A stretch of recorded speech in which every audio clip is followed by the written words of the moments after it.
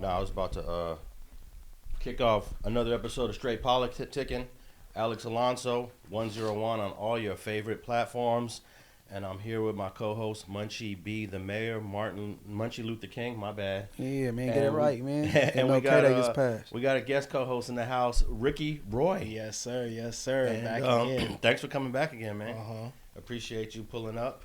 And it's crazy. After we shot our last episode, all three of us, I think that was the same day, right? The same night, we in and out at this. Yeah, we ran into each other. Yup. I was just finished filming my pod too. I was a little wavy, but I was like, oh damn, you just told me you'd be around the way. Oh yeah, man. Yeah, you said I'd be everywhere, bro. You can catch me anywhere. I saw you right there in Venice. I grew up in Venice because my kids all went to school there. Okay. So I grew up there as a grown man. I spent I don't know how many years since Grandview Elementary, which is on Grandview in Venice. Yeah, yeah. And then Mark Twain is the middle school that a lot of people go to. I don't know if that's technically. Yeah, that's still Venice. That's yeah. My mom wouldn't let me go there. Oh, for real? Mark Twain, Palms. And I went to Palms, yeah, because my mom was like, they over there gangbanging. They got little sets and stuff. Palms she is knew the middle all about school? it. Yeah. Or what about Paul Revere? That's like Palisades, like. So that's more active. Palms is the most active. No, Mark Twain. My mom Mark wouldn't Twain. let me go to Mark There's Twain. a lot of essays at Mark Twain. Yeah, she knew they had a little set up, the tree, the table. They was like, nah, these little kids gangbanging already. You're not about to go here. I think Sawtell is a hood close to Mark Twain. You ever heard of them dudes? Sawtell, that's in Yeah. Santa Monica. Yeah, some of the homies' parents is from there. Yeah, and then of course they all three of my kids went to Venice High. Mm-hmm. So all them years, I'm in Venice every day picking them up, hanging out. It's a great place to be. Oh man, it's like one of the best parts of the city, man. That ocean breeze during the summer. Man. Come on now. Come on. And I know my kids used to tell people that didn't live in LA, lived in different places. They'd be on social media. They see they go to Venice. They think this is like the dream school. Yeah. The glamorous school to go to. Yeah. I mean, it's just like any other high school. No, it's just in a great spot, though. Hey, you know For what? sure. I went to Miranda Ray Junior High, and if I would have, when I got kicked out of there and graduated from there, I would have probably ended up at Culver City or Venice. Yeah. See, I wanted to go to Culver City or I wanted to go to Palisades because I feel like that was the path that my school was on. Because I went to Palms, I didn't go to Mark Twain. So I wanted to be like with my friends and stuff, and they had like better facilities and stuff. It's a lot, like you said, a lot of people think it's their dream school, but other schools in LA have better facilities. Hamilton had a recording studio. Right, that's a performing arts school. Yeah, it's a performance arts school. I wanted to go there as well. A lot of my friends, they were part of that like jerkin era, like Langston, Deshaun. They were making all those jerkin songs at Hamilton and stuff. Can't remember the producer at the time. Nipsey went to Hamilton. Okay. Michael Jackson too. Wait, not Michael Jackson. One of the Jacksons, Tito or something. Oh, for real? Went to the Hamilton? Yeah, the Jacksons. Hamilton's a good art school. Yeah. Hey, if I would have known, like, younger, I had the intel I had after high school, I would have chose better high schools to go to because it was nice looking females at Culver City, bro. For surely. But I caught on too late. Where'd you go? You went to Morningside? I went to Morningside and I went to a gang of like continuation schools. I graduated from camp. Yo, the way we would hear about like Morningside, like Audubon, Inglewood High, we just thought it was a war zone. Dorsey, bro. Oh yeah. We thought it was just full on race riots every day. Like these are the worst kids in LA. Though. It's crazy about Dorsey that Crenshaw High and Dorsey rivalry. It used to be police escorts. For sure. Escorting the school bus when they played against each other in football. 100%. That was crazy, man. 100%. Yeah, I went to Dorsey. That's what my high school diploma says. Even though I went to Hollywood High for most of my high school. That's a famous. Did my last semester at Dorsey. Yeah, Dorsey turned up. Yeah. You walking on that campus, you better at least back in the 80s. For sure, have some pause. But Dorsey always was like the fly school too. Like everybody would tell me Dorsey had the like best looking females and stuff like that. Like all the pretty girls in LA would be at Dorsey and shit like that. When I was young, they used to say Westchester was the fashion show. You know what I'm saying? Like, yeah, man. All the light brights for sure. Yeah. Okay, I wanted to we were talking off camera about this song. First song that really encapsulated LA gang culture. And y'all thought Snoop was the one that put that on. Yeah. But it's a song called Radioactive by Royal Cash. And we're talking about 19, either 82 or 83. And of course, that predates Snoop by a decade, right? Yeah. Snoop debuted on The Chronic, right? On that song with Dre. That song we talking about is to America's Most Wanted with Tupac. Know, but I'm saying when we first heard of Snoop on as a rapper, okay, it was a few bars he spit on Dre's album The Chronic. Okay, yeah. That's 92. Okay. So this song right here is 82 or 83. 10 years before he was even thinking about making music. No, I'm sure he was thinking about making music in the mid 80s. But I'm saying when he finally did get on a record, and got his shine, that was 92. Okay. So it's funny that y'all thought that was a the blood, cuz, gang bang, and everybody in those slanging. You gotta have paper in this world. I thought that blood, cuz, gang banging was Snoop Dogg thing, but you said that came from Royal Cash. Yeah, I'm gonna see if I can play a clip real quick. I don't know if I would call it banging on wax. Yeah, because I was about to say, hold on, now we gotta rehash all of that. You know what I'm saying? And you say he's from the East Coast, right? Who? Radio? No, I think he's the from Royal Cash.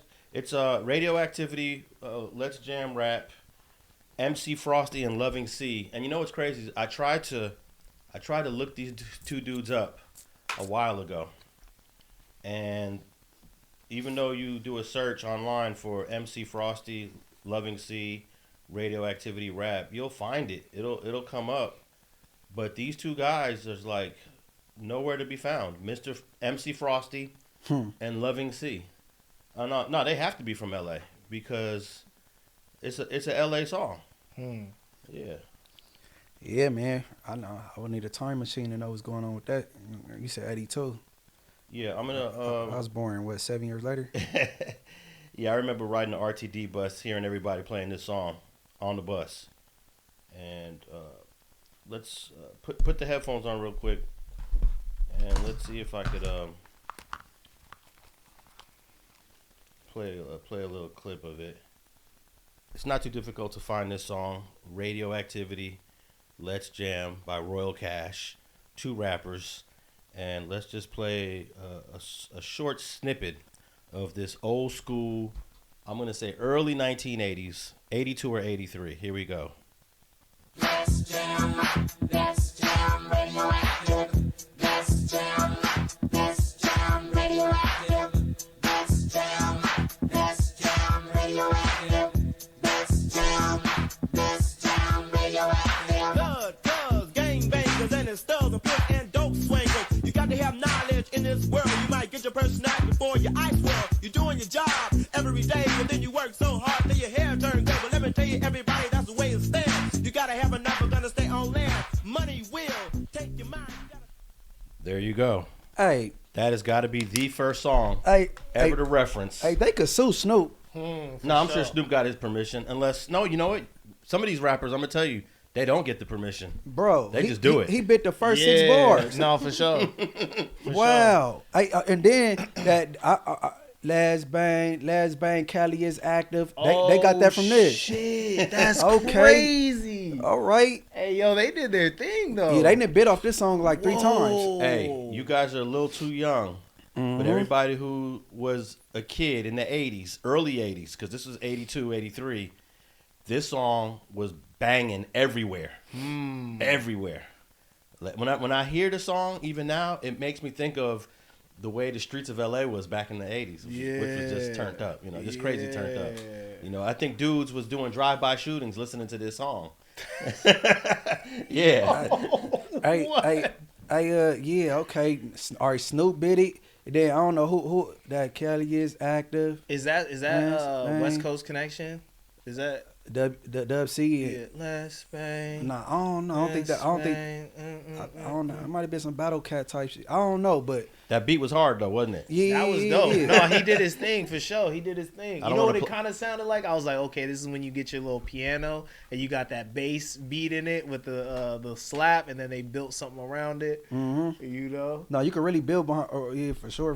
Yeah, no, they did their thing. They did their thing on that. That's crazy. 82. I want to get the exact year because I'm saying 82 or 83. It's hard for me to remember, but I'm whatever sure. year it was. My dad didn't even meet my mom yet. But low key, music was so hard to make back then. They had to, this had to be a production. If it was that popular, I'm sure Snoop had to get some kind of permission. You know what made making music in the 80s a little bit easier, even though you're right, it was a challenge because you needed equipment. Right. But that challenge was erased by what? By what? Let us know. Everybody was slanging yayo.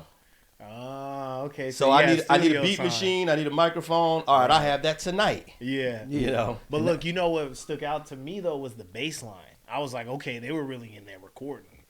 You know what I'm saying? I would guess most of the 1980s LA songs, 82, 83, 84, 85, majority financed through drug money. For surely. Word to Easy. Yeah, and the Eazy-E's late 80s. That's 87, 88, 89, you know. So I don't think it was the only challenge, Ricky, was the money. Yeah. You know, I want that beat machine over there at Circuit City. Mm-hmm. Well, how much is it? Your local dope man. It's $1,500. I ain't got $1,500. All right, I'll go get that. I can get $1,500 today. You know, on the street. And what was that, like a day and a half of work? In the 80s, if you slanged 1 ounce of yayo, that's about $1,000 to $1,200 depending on how good you cut it up. You know, some people cut up some nice pieces, a little bit small. You know, you like to short. If you like to short your customers, you get $1,200 out of an ounce. Yeah, yeah. If you curb serving, giving chunkier pieces, you get $1,000, and you can slang an ounce in a day. Yeah. In a day, it's depending on how hot the spot is. I'm sure Inglewood had spots that was rolling back in the day. Because I know some ballers out of Inglewood in the 80s. Yeah, multiple ballers. It was like a drive-through. So I heard all about it. Yo, the way that these documentaries make it, it was like kids, like 12-year-olds had knots in their pockets, you know, like at least a G on them. Mm-hmm. That's crazy. And I'm having a tough time finding MC Frosty and Love and C. I've seen no interviews with them. I don't know what they're doing. And they were kind of like one-hit wonders. They didn't really have an illustrious career. They didn't, continue throughout the late 80s and 90s. But it's like that song is iconic. So who were some of the other big acts when they were around? Like people that you did see interviews of and stuff, like you heard on the radio? Like locally in the early 80s, you had Toddy T. Okay. And Toddy T's done a couple interviews. He had the Batarram song. Okay. The Batarram. Mm-hmm. You really can't stop us, baby. I think that was 84. And then there was this corny group in 84, 85 called the LA Dream Team. You know, they Why you call them corny? Because they didn't do street music. They just did more like happy-go-lucky music. Yeah. The LA Dream Team is in that house. Yes, we're here. The Dream Team is here. Oh, yes, we're here. The Dream Team is here. But as corny as that was, it was big. It was big. I thought it was corny back then. Yeah. So that was my ear. Yeah. Well, the corniest rapper is the dopest rapper from Philly. That's Will Smith. He didn't do no cursing and rapping about none of that. You feel me?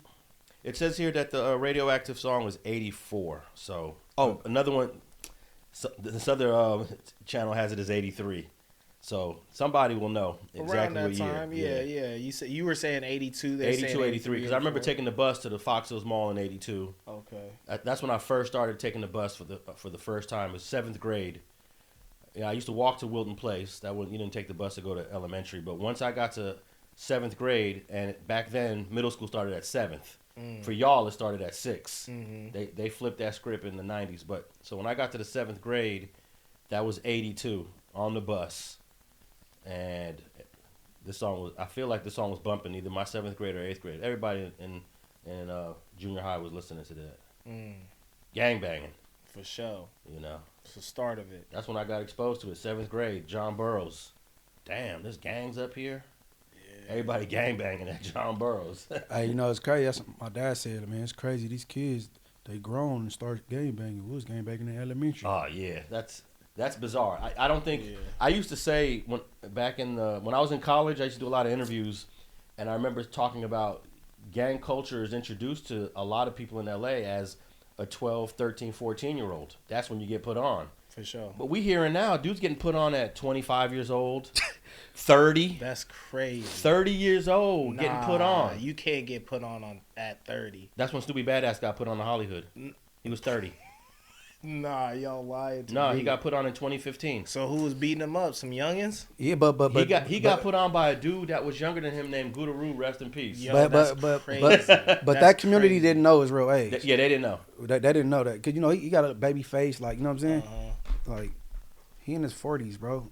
Right now, he's still talking about he 30 something. Yeah, he got put on in 2015, although he'll say that he was put on in the early 2000s, but he was from Paris, neighborhood Crip in the early 2000s. Mm-hmm. So, but he's not the only one. I don't want to just single him out. There's quite a few dudes in their mid 20s that were first getting affiliated with a set, which is crazy. I mean, I've seen that a lot with like hanger-ons and stuff. You know what I'm saying? Like they just kind of didn't know what direction to go after school, and they were always hanging out with a certain group, so it ended up happening. But they don't got no like community ties. Like some of those people just pick up and leave, and you never hear about them again.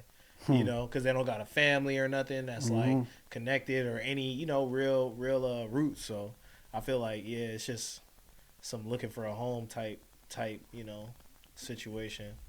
Yeah, I think because of the out migration of black folks in LA, because there's black people in LA is a shrinking population. Everybody is left, and it started in the 90s. It actually started in the early 90s, going out to Rancho Cucamonga was one of the first places black people wanted to move to, get out of LA.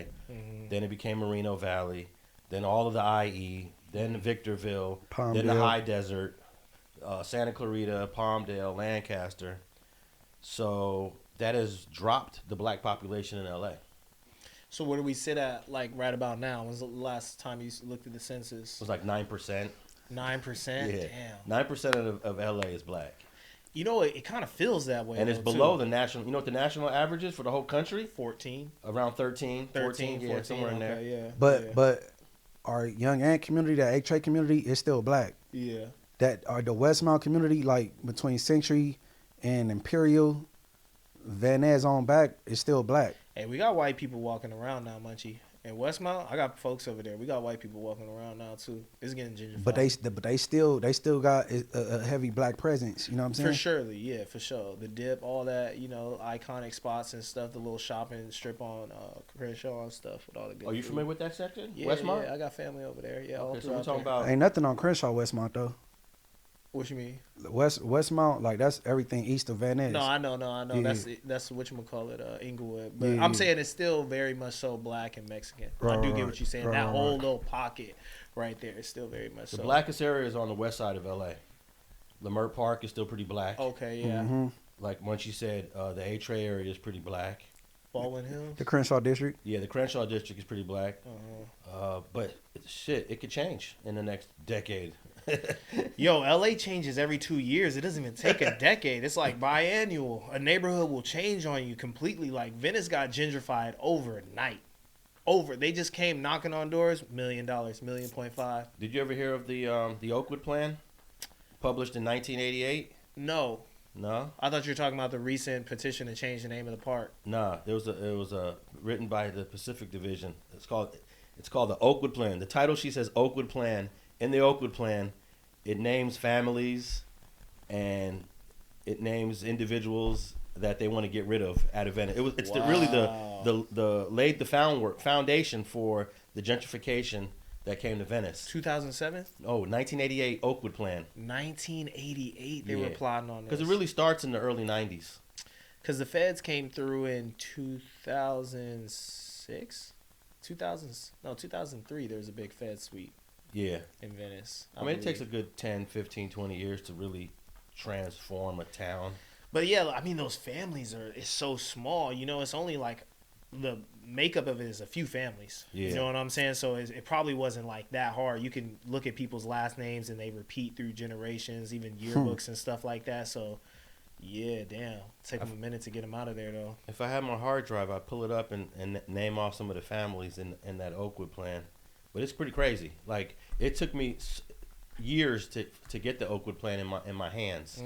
No one wanted to give it up. People were denying that it existed. I even started to question, oh man, this was a rumor. And then some stranger was in my email inbox and said, I heard you've been looking for the Oakwood Plan, and sent me a copy.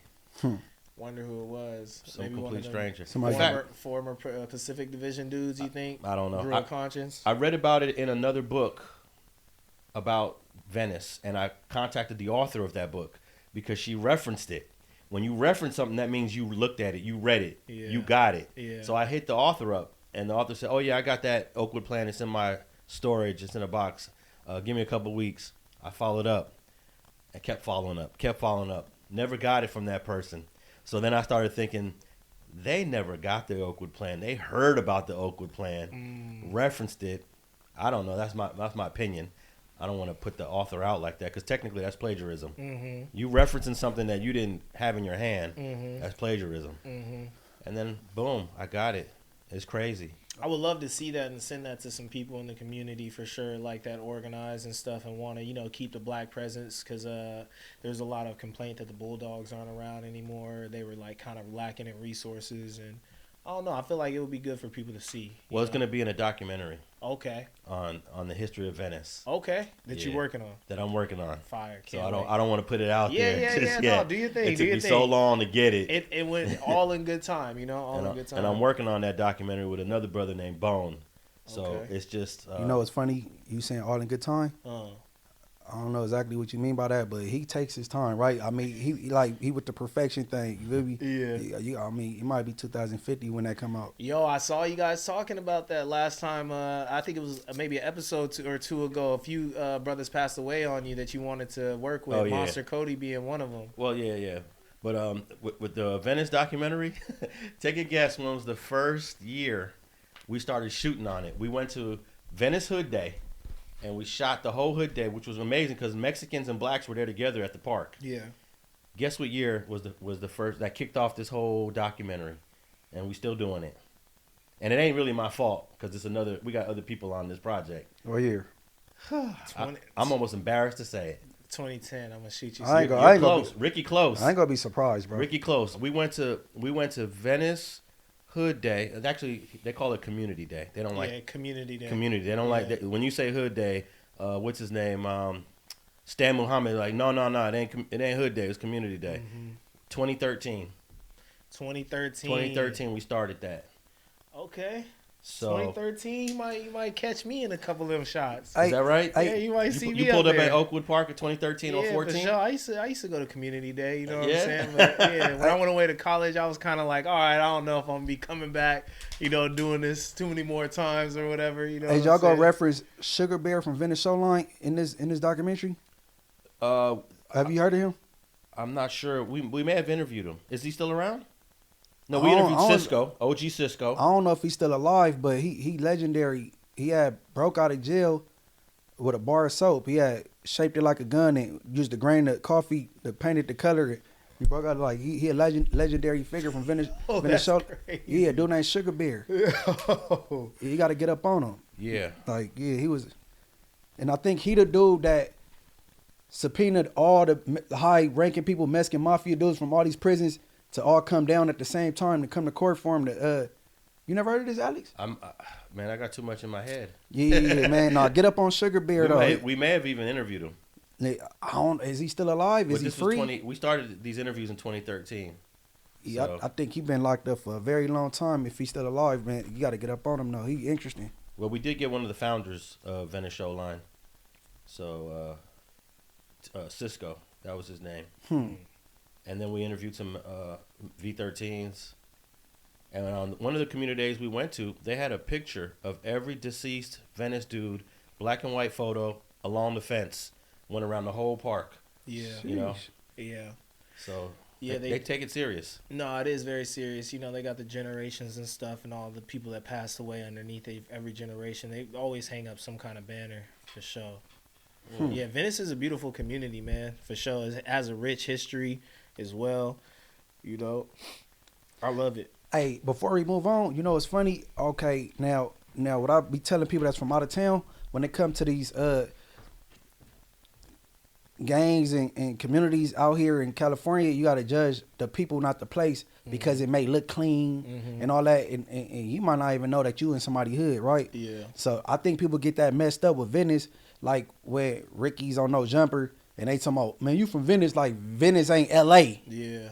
Yeah, they don't know unless they know. What? They don't- Bro, I done been in jail with Venice Showlines that get they Crip on. Like, No, like for real, what are you talking about? Venice is L.A. Yeah. Far west. Yeah. But I don't know where they get that from. I don't know either too, because I remember as a kid it feeling like real treacherous too. You know what I'm saying? Like you had to keep your wits about you. Like obviously now as an adult after high school it felt a lot different as the gentrification was happening and stuff. But I remember like those early days, like when I was younger, you know what I'm saying? Like going up to the park and stuff, and it definitely felt like attention was in the air, you know, and I could start to notice like some of the kids were just different from me, you know what I'm saying? Whether they be older or the same age as me. Like, you know, it's just a presence type of thing. So I don't know. I think a lot of people too though, Munchie, they don't make it to that side of town. You know what I'm saying? Like my dad, he was telling me like he had homies that never went to the beach, and it was only, you know what, 10 miles away from where he grew up or whatever. And he would go down there. He was adventurous and stuff. You know, he would be all around the city, similar to myself. You know, he kind of ventured all around. So I don't know. It's just experience, bro. And every hood goes to the beach. Every hood goes to the beach. I was just a kid that was all over. I was on the buses and shit. I was in Marine Ray. I was in Venice. I was in Culver City. I was in Long Beach, Carson, Inglewood. Because I never went to school by my house. I always got kicked out. So I used to get on the bus and have to, you know what I'm saying? Mm-hmm. Like, yeah. Go live life. Yeah, Venice was, it's iconic for the city of LA. It's one of the most important communities of the LA, in my opinion. It is extremely diverse. It has got a rich history of Black Americans migrating to Venice in the early 1900s. A guy named Abbott Kinney. This is all in our documentary. Abbott Kinney was a white guy that went to Venice, Italy as a teenager, and he wanted to build a city like Venice with the canals. So he brought black folks, two families from the South, the Tabit, right? Was it the Tabors? Yeah. The Tabors, and there's another family, and he allowed them to bring more black folks to live in Venice. Yeah. He was open to it. He took care of them too. He Like did. made sure they had good positions. And The Tabors and the Reeses. Yeah. The Tabors and the Reeses. They want to name Oakwood after, I believe, the Tabors, and everyone in the community is against it. Of course, I was for it. Yeah. I was like, yo, these are historical black people. Like, this is the essence of Venice, bro. They built Venice. Yeah, they these dug people, those canals. Yeah, these families built Venice. Yeah. What we love, like, you know, the little Sunday walk through the canals and stuff that everybody does. They're responsible for that, and like I feel like people just don't want to let go of like the Oakwood name and the history and stuff. But it's not like, I feel like a lot of renaming erases community like knowledge and history and stuff. I don't feel like this rename would be doing that. You know what I'm saying? But Hey, honestly, when they change the name of parks and things like that, they still go by the like, what's that, Ted Watkins? Which one? Ted Watkins.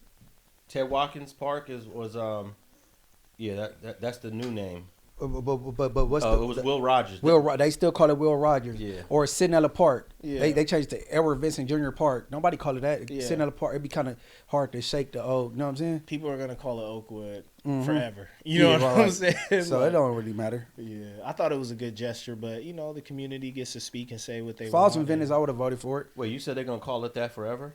They want to change it, yeah. Yeah, I believe after the Tabor family. I don't think it was the Reese family. But And it only takes a couple generations to lose a name. Well, why Will Rogers have it? It's Or- because that's new. That's pretty. I mean, Or not new, Cinella, but or Cinella Park. everyone eventually all these names are lost. Look at Martin Luther King Boulevard used to be Santa Barbara. You don't hear anybody how calling long, that Santa though? Barbara. How long ago was that? No, I'm saying that's what, after a while, after a couple generations. Yeah, I know. I want to know what year was that when it went from Santa Barbara to King. I don't know the year. Like I'm having a tough time calling Obama because that was rodeo. right. But after a while, ain't nobody gonna call that rodeo. Yeah, You know? yeah. I think it's gonna be a little easier for that to go away. Rodeo. Yeah. Yeah, no, you're right. It could be, but man, I don't know. It's just when you're from Venice, you just feel like that's the entire world, right? You know what I'm saying? It's so close knit. Everything feels like a family. So the name I know, like, at least with my generation, some of the younger kids and stuff that we seeing now, they're gonna still call it Oakwood. Like, that's all they know. But their kids might, you know, call it Tabors Park or whatever it may be. And maybe it's a reset that the community needs, because, like, even though Oakwood is like a, you know, bonding place for the village, there is a lot of trauma there as well. You know what I'm saying? And it's very different. Venice is very different now. Yeah, it is. You know, so I just feel like with a lot of stuff too, the city just does things. I saw someone from Munchie's, side of the woods talking about, oh, you know, we weren't showing up to these city hall meetings, and now we got 3 stadiums and back-to-back traffic all weekend, and we complain about it in the fourth quarter when we need to be complaining about it when it's being constructed. You know what I'm saying? Hey, cities will just do things if they want to. Eminent domain is the thing. You know what I'm saying? I want to know how many terms do a mayor have? Which city? I'm very perplexed. Also, it's city to city. Yeah, city to city. Okay, well, LA didn't have term limits for a long time. just keep But being what is it mayor. I'm for? trying to figure out when 3? Mayor James Butts is getting out of Inglewood, bro. Like, Maybe Inglewood doesn't have. LA didn't have term limits until the riots. I'm gonna have to look into it. I thought in California it was all for like the mayors. It was straight across the board. I didn't think city to city the term limits was different. Yeah, when the riots hit LA in '92, Tom Bradley was the mayor, and he was in his 4th term. he was in his 4th term. Yeah. And then they decided we can't just be having people be mayor forever in LA. Right. So now it's a 2-term limit So for LA. did they feel like towards the end he was too comfortable like mismanaging things, because he has an airport built after him, right? Yeah, It was what terminal? named after him. What happened in Yeah. '92 was everyone remembers the chief of police, Daryl Gates. Tom Bradley was the mayor. These are the 2 top officials of the city. They never talked to each other. They didn't like each other.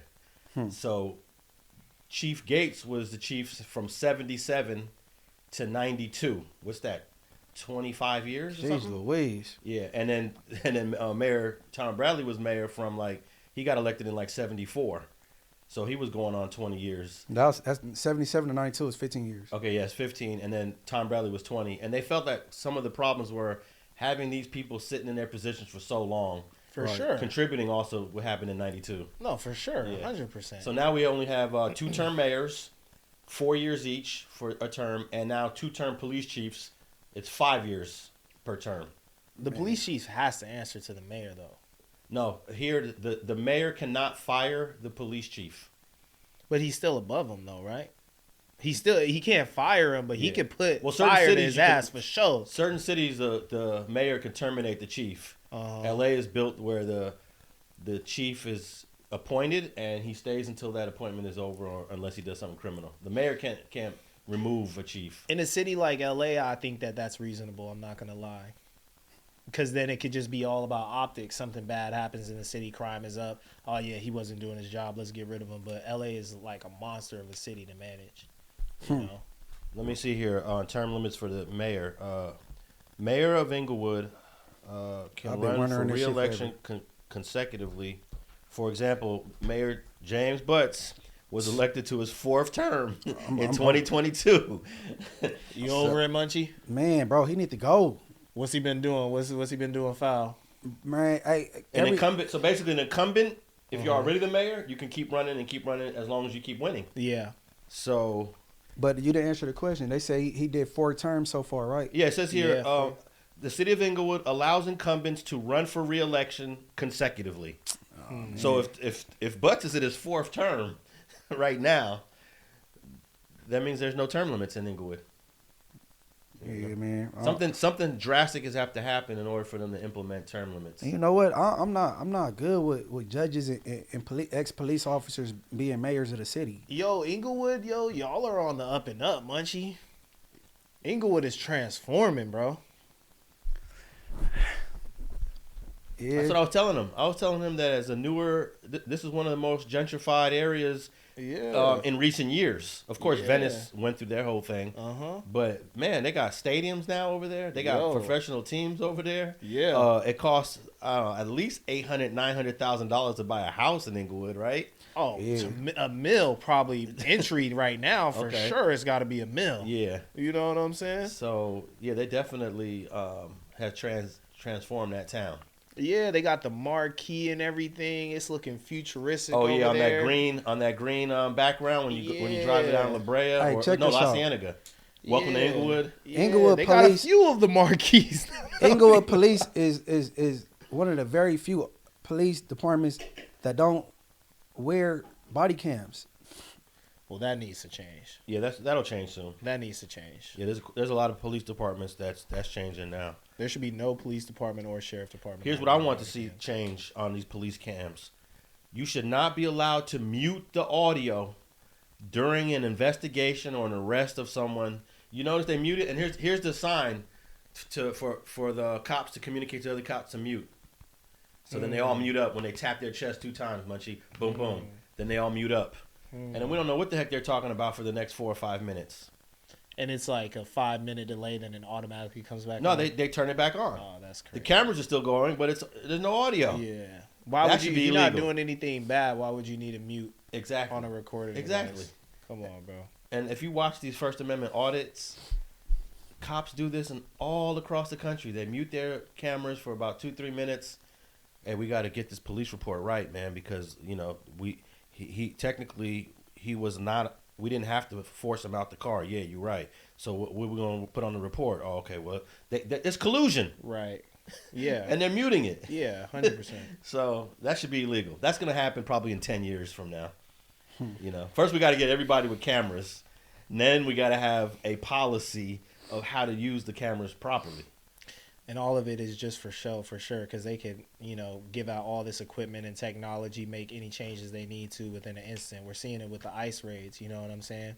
These guys are knocking down doors with, stuff they weren't even giving the Marines when they were in Afghanistan. All right, man. I wanted to, since we got Ricky here, I saw you on an episode. I don't know if Munchie was on that episode, but I'm surprised you was going in on whack. I was like, damn, Ricky going in on whack. No, I wouldn't even So I call had it to bring going that in. up. No, they was just speaking his truth. I wasn't there for that though. It was you, Tam, Lush. Oh, yeah. We were talking about how can we improve the work environment if it was that one. Yeah. If it was that one, yeah. I wouldn't say going in. I think it's just, like Munchie's saying, is just speaking the truth, It was the truth, though. But sometimes the truth can be going in on somebody. True. Yeah, I mean, however you interpret it. But Yeah. I felt like the main thing I wanted to bring coming into No Jumper was, a sense of camaraderie. You know what I'm saying? We all on one team. Let's, be good for each other, play for each other, throw lobs to each other conversationally, whatever it is. And you got on the show because you won a contest? Because I won the contest, Okay. Yeah, and like I said, I was excited to pod with Wack because, as a viewer looking from afar, I thought, he's very entertaining type of thing, I seen him share a couple of ideas about where he feels like, black community should be heading as far as our youth and stuff like that. And I was like, okay, I see where we align and whatnot. But we just had a couple of awkward moments that I feel like more so he forced than we're on me. You know what I'm saying? You don't mean none of that stuff he says, by the way. Yeah, I'm not tripping, but I just feel like I'm a cool dude. I'm a relaxed dude. Like I said, you can Jones on me, you can make fun of me all you want. You know what I'm saying? Just let's keep the threats where they need to be. Now, let me ask you this. Did it start because the last time you was here, I think we briefly did talk about him. I don't know. I don't think it was all that. Maybe it was more negative from my perspective. I think you chimed in a little bit, and then I think immediately he kind of said, "Hey, what was you doing talking about me on that show?" Yeah, we had a little conversation about that, and I was just like, yo, I don't know the details of your case or anything. I'm not Oh, that's what it was. Dude. Yeah, You know what yeah. I'm saying? I'm not going to look into that. I was like, if you get in a settlement, I hope you get the money, bro. You know what I'm saying? That has nothing to do with me. But I guess he thought maybe I was aligning myself with you guys, but I'm not parasocial. I understand people have complicated relationships with one another. You guys have been in this space way longer than I have, but I can't be choosing a team, right? You know what I'm saying? I'm just trying to get my podcasting reps up, be entertaining, but also talk about some real stuff here and there and everywhere. LA has a rich podcasting scene, and I want to collaborate with a lot of people because, when we work together, we're better in any instance, Right. Especially as black people, bro, we got to work together. We can't be tearing each other down and starting these fake controversies and whatnot. We're not in the reality television space, so. No, I thought the way you addressed it was spot on. Nicely put. Yeah. Mm-hmm. And What- 100% accurate. With no disrespect, just keep cut to the chase, clean cut. Mm-hmm. You feel me? But hey, bro, whenever I'm saying anything about whack or towards whack, that's just how I feel. I don't need no alley-oop or no help from nobody. You know what I'm saying? I don't want to drag nobody in nothing. And even when his name come up, I suggest that certain people sit the conversation out because you ain't ready for that internet ish he be on. You know what I'm saying? Yeah. And so, but you know what I mean? But And it's crazy because since he really went up on me about, I was actually defending him. I was the only person in the room that was saying things favorable towards him. mm-hmm. You know, so I don't know, man. Like, it's just the internet. People, you know, they be playing little games on and off camera and whatnot, and they have their own agendas and stuff that, you know, I'm not privy to, and I don't care to, like, really, you know, partake in that part of the game. Well, you might look forward to podding with Crip Mac when he comes home, which will be in the next few days. I'm not gonna lie, I am looking forward to podding with Crip Mac. Yeah, I am, because he is so funny though. You're probably so better off funny, though. focusing on doing some podding with Crip Mac over Cashless Jones, because one, you're not gonna get like any sort of pushback and no plays being ran on your name or anything you say. You know, I think Crip Mac, I'm not a fan of Crip Mac, by the way, but I definitely see that he does bring some entertainment to a whole lot of folks. and he being himself. Yeah. And I just don't like that rambunctious type of. I just heard him on a county jail phone call the other day. Oh, for real? 5-5. He was doing all that gang shit again, Munchie. Even though I thought he was on probation, he couldn't do that. He gonna violate before he even get I out. think he was on the phone with Lupe or somebody. And so I just wanted to give a quick update. He is currently in the LA County Jail. He has a court date this week, and there is a thing called a flash. You ever heard of that term? Yep. Munchie? A I'm sure since you've been in the county jail quite a few You times. get a 10-day flash. A flash hold. Like 10 days in the county. Now, when they do a 10-day flash hold, is it a full 10 days or they can let you out sooner? You can get out sooner than that. Yeah. So my guess is Crip Mac should be out this week. In fact, by the time this episode drops, he should be out if he's on a 10-day flash hold, which is what happens when you go from the feds back to the county, because he was already on state probation when he caught this gun case. Yeah, I ain't gotta be a fan of you to say free you, because you know I ain't with the jail thing. You know what I mean? So like free that dude. And he got a new baby girl. He didn't get to meet in the flesh yet. You know what I'm saying? So Wow. yeah, come on to your That's daughter. a big coming home. So if he's getting out real soon, Ricky, I'm sure that there are plans for him to go up there. I'm sure that's going to be the first place we see him. Have you been in any of those conversations? No, not yet. But I just assume, you know, Adam's got something cooked up. I'm sure he's going to want to do content, just him, you know. Them two, huh? Yeah, them two type of thing. That'll be a good reintroduction to the fans. I don't know, was he, because I'm not going to be, well, I'm gonna be honest, I wasn't really the biggest Crip Mac fan either. You know what I'm saying? Like, it's entertaining to a degree. I like reels of Crip Mac. You know, like, show me what he did in 60 seconds or less. I haven't really like seen him sit down and talk to too many people on camera or whatever. I've been catching up on it as, you know, anticipating his return. But yeah, no, we haven't said anything, but I'm hoping I could do like a news with him or something. Or they're saying they're gonna do another No Jumper guest search. So I hope to be a part of that, or host search. Sorry, I hope to be a part of that. Maybe Crip Mac will be a part of that. I just think he's an entertaining dude. The more I watch of him, I can't help but to like laugh with him. Yeah, I actually laughed at him, like got some laughs out of him. You know what I'm saying? Mm-hmm. Like they try to compare the 4 extras and the Crip Mac thing, but Crip Mac actually funny on accident. I never once laughed at nothing 4 extras did. Like when Crip Mac found out that what's his name? Old Town Road.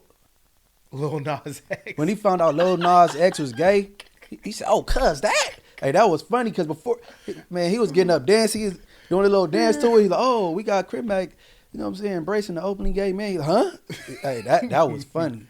Yeah, no, they don't. I feel like Crip Mac, they don't make gang members like that anymore. Like 4 Extras vibe to me is like hardcore gang banger. You know what I'm saying? No, they got the Crip Macs. Like they not in front of the camera. No, they got the Crip Macs. They not in front of the camera. But they got Crip Macs in every hood. Yeah, for sure. I can imagine. They just not. They didn't get the virality. Yeah, you know what I'm saying? I'm trying to think who would Crip Mac mesh well. The only guy he really meshed well, he's not there anymore. And that's Brick Baby. Because I can't see Crip Mac, Young Ant, and Munchie together. No, you know, you could probably adapt to doing something with Crip Mac. No, for sure. no, anybody on No Jumper except for me and Young Ant. Oh yeah, Lush, of course. You know. Yeah. But I'm saying something that would be entertaining. Yeah, him and Spody could definitely do something. I together, think for sure. anybody on No Jumper can. No, I don't see Spody and Crip Mac having a conversation that would make sense.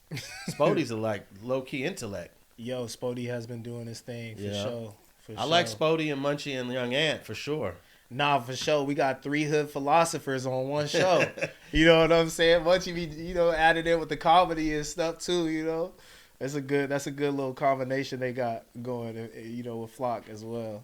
Nah, but I feel like, Crip Mac he's just going to get in there where he fits in. There you know go what I'm Flock. Flock the ball with Crip Mac is crazy. Yeah, like I don't think we need to do like a news episode. We got to do like bigger topics Segment. like Crip Mac, what you think about this? You know what I'm saying? And just get into some You got to bring up topics, the wine. The what's that files? The Epstein files? Epstein files to him. Yeah. Oh, cuz, fight Crip. he was busting Sixers asshole, bitch. Like, no, you no. 5 me is the best though. That's my favorite. You 5 me? That's the best. Hey, no, free that dude. He gonna be home in the next couple of days, I believe. Yeah. All right. Can you believe, y'all? Can you believe that maybe a year and a half ago, we had a couple guests come up in here, and one of the guests that we actually had in this studio is holding a Grammy right now. Oh, that part. He is holding a Grammy right now, Munchie. Who is that? This though? guy is holding a Grammy. He just won one over Lefty the weekend Gun at the play. Grammys. Lefty Gun play. Okay. Mhm. Now, a lot of people say he only won a Grammy because he said 4 words. So what? What is those 4 words? Spooky, hilarious. So what? Spooky, Hey, bro. scary. No. Hey, look. What is The most Scary, memorable spooky, parts of hilarious, songs and- be hooks and bridges. Yeah. You know what I'm Yeah. saying? Give him he did his thing. Yeah, he everybody go check out the Rich at Heart episode. Me, Mariah Hayes, and Lefty Gun play. You feel me? I might actually repost that. He was in here promising everybody cars and get their titties done.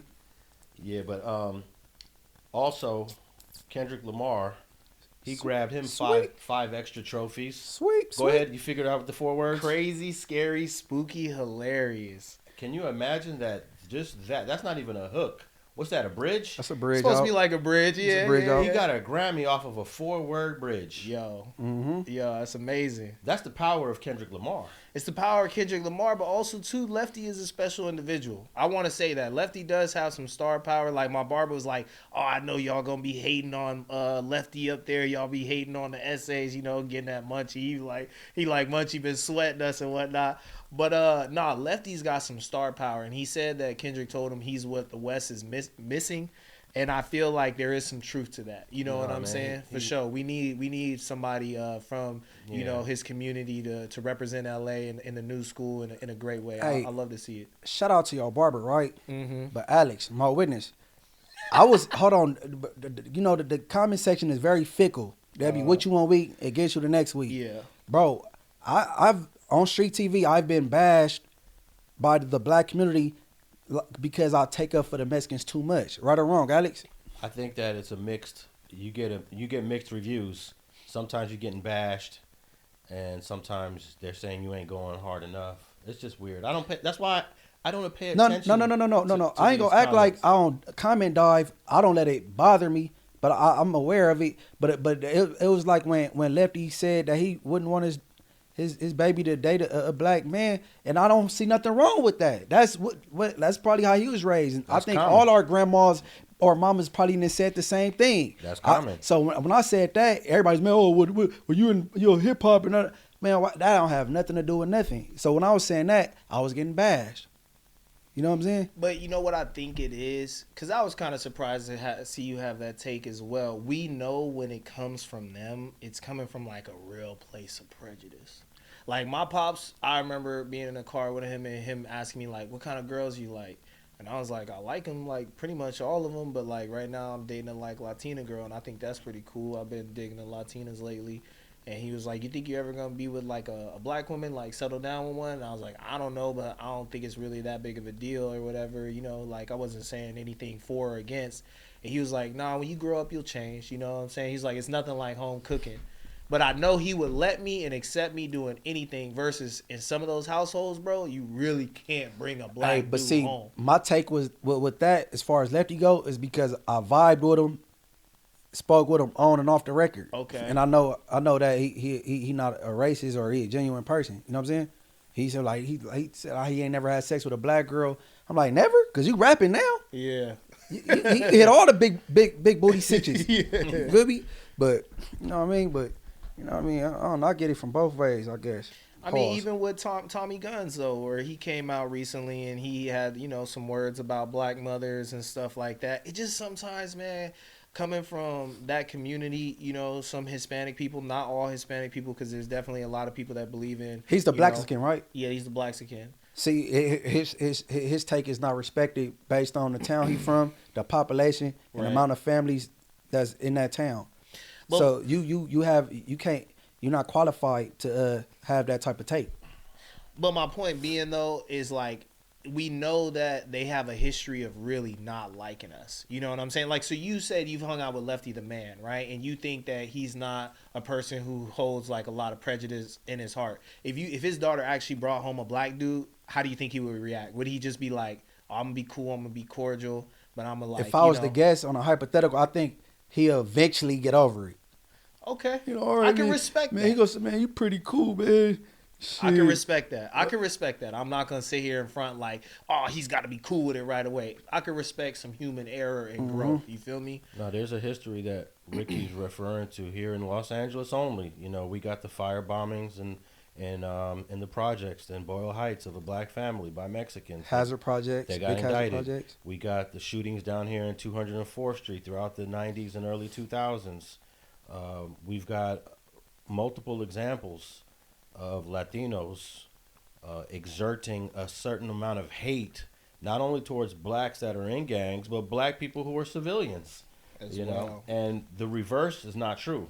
Now, of course, the Mexicans are going to say, yeah, there's times where black people have ganged up on us at high school or beat us up. But in terms of what's been recognized by the government in terms of criminal activity, ain't no blacks ever been indicted for no hate crimes against Mexicans. Right. We've got multiples from the San Fernando Valley in Canoga Park all the way down here to Hazard Park. To Compton, To, Compton and Long Beach, to Torrance, I to don't know Harbor if- area. I don't know if those guys in Long Beach have ever been indicted for the hate crimes, though. But we do have multiple Mexican hate crimes against blacks. Now, a lot of them are going to say, yeah, you're right, Alex, but that was the 90s and early 2000s. You don't have nothing in the last decade. That's cap. Well, I don't think there's been any hate crimes against Mexicans in the last 10 years. Against Mexicans or Mexicans? Mexicans against blacks in the last decade. You know, But you know what we feel like someone from my generation is we feel the residue of it. You know what I'm saying? Like a lot of my Hispanic homies' parents, they cool. You know what I'm saying? They never made me feel that way.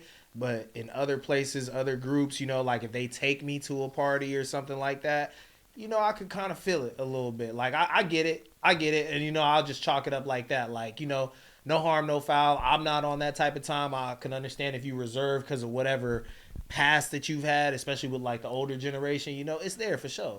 But- and even some of the homies would put us on game like, oh yeah, like, you know, her uncle just low-key says some foul, you know what I'm saying? But like, we not gonna really trip on that. But yeah, he kind of tripping. Tio over there tripping. But you know what I'm saying? but I don't like to just shed light on that. You know what I'm saying? Because it's a lot of black and Hispanic communities that blend together well. Oh, you know for what I'm sure. saying? Yeah, 100%. And Watts is the poster child city for like blending black and brown. They mesh well together in Watts. You know what I'm saying? Oh yeah, And like for sure. like even the Adams community, Adams there like the Harpies is cool with the 20s and the BPSs, and you got the Watts Video Grapes with the Grape Streets. It used to be Inglewood Threats, Inglewood Family for a long time. That was real cool until as of recently, but it was very good for a long time. Right. Like it ain't all bad. You know what I'm saying? Yeah. Like Yeah, no, for sure. Like, and I grew up with blacks, Mexicans, and Tongans. yeah. And LA is diverse. Like you said, Venice is very diverse. Like on the ground, us growing up together and stuff, it doesn't feel like there's this majorly overwhelming tension. But when things get like elevated, you feel it. You know what I'm saying? But we feel like a family any other time. It's like, nah, that's my boy. Like you'll see people like, oh, they're tighter than this person and this person. You know what I'm saying? Like, I'm gonna but say this. it's a real thing, but you right. We shouldn't shed. I think 75% of hood black dudes that had sex with a Mexican girl before. I don't know if it's the other way around with Mexicans and black girls, but for sure, man, all my peers, we didn't have sex with a Latina. You know what I'm saying? For sure. All right, well, Lefty got 1 Grammy, which is amazing. Shout out Lefty, bro. And Kendrick was in 3rd place in terms of the history of the most Grammys as a rapper. Yeah. But as of the this last Grammys, he's been elevated to the 1st place. He passed up Jay-Z. He won 5, and you're right, he passed up Jay-Z. Kendrick Lamar has 27 Grammys as of now. So he got Jay-Z by 2 Grammys. He got Jay-Z by 2 Grammys. Jay-Z has 25. And Is Jay-Z ain't Kanye gonna showing on your list? Jay-Z ain't gonna never catch up because he ain't doing music and dropping no more. Kanye used to be number 2 on the list, but since He Kendrick Lamar took that top position, Okay. bumped him down to 3. He has 24 Grammys. Okay. Oh, man, my Yeah. boy. He's done too. By the Yeah, way. yeah. He'll Kanye never done. get another Yeah, Grammy. I don't even think Jay-Z will do any sort of Grammy level music anymore, right? He's a mogul now. He's gonna do hating on the young generation music. Listen, if Jay-Z drops, it's very likely he's gonna get a Grammy. If he Especially- drops a whole album, especially if he drops with his wife too. oh man, get That's the outta cheat here. code. Oh yeah, That's the cheat code. cheat code. Oh, they Hey, gonna you know what? sleep. Hey, Jay-Z's probably in the lab right now saying, "I'm not gonna be number 2. I am not gonna be number 2. I'm probably no, the. Right? for real though, for real though. I gotta come Am I back the with some minority fire. that's not a Jay-Z fan? I think so. I think you are. Yeah. No, I think you actually, I've never really Really? embraced Jay-Z. Yeah. are. Yo, I had to just do my homework. Like I just had to sit down and listen to a lot of Jay, and I was like, yeah, he's that guy. I You know, listen not to- just his raps, but what he stands for, everything he's built, the history. Like that's why yesterday when we had that conversation about Jay-Z and if he's ever done any funny business to get where he's at, I'm like, yo, bro, we can't do this to our heroes. We can't do this to the I agree people with that, you. that represent us in society. Like, bro, that story it's just an American story. It's not about just Black American. So let me ask you this: would you put Jay-Z in a top 10 list of all-time rappers? You, Ricky. I would, yeah, I would. Munchie, he's not in your top 10 list, I'm assuming. What you talking about as far as like what we going? Just as favorite rappers. No. Yeah. No. I think I have him in my top 20. Okay. In my top 20. I never liked his cadence. Like, if you really listen closely to his voice, it's actually irritating. Right? And I'm big on voices. Like, Nas's voice is just like perfect. Right. When you hear him flow, he's got that voice. I used to love listening to Big Pun because he had that voice. Something is off on Jay-Z's voice, but he does spit bars. He sound like Kermit the Frog. But I think that's what adds to his legend is that he's not a person who's like physical voice is an instrument, but the way he hops on beats, he's so in the melody, I in agree. the pocket. I agree. You know what I'm saying? To where there's so much stacked against Jay-Z to where he shouldn't have been that guy. He shouldn't have been the favorite to come out of the East Coast. Even he had to deal with Biggie. You know, he passed away, God rest his soul, untimely, but like, Biggie had the voice. yo, he I was the just listening to guy. him the other morning. Yeah. That voice is worth $1 billion. 100%. Okay, now look, I got the list of Grammy winners here, and it seems to me, and we're talking about rappers and voice and cadence, none of these people are really true rappers except for probably Kendrick Lamar and Jay-Z. Oh, okay, well, Kanye. Oh, no, we got Eminem. All right, let me give you the list here. Yeah.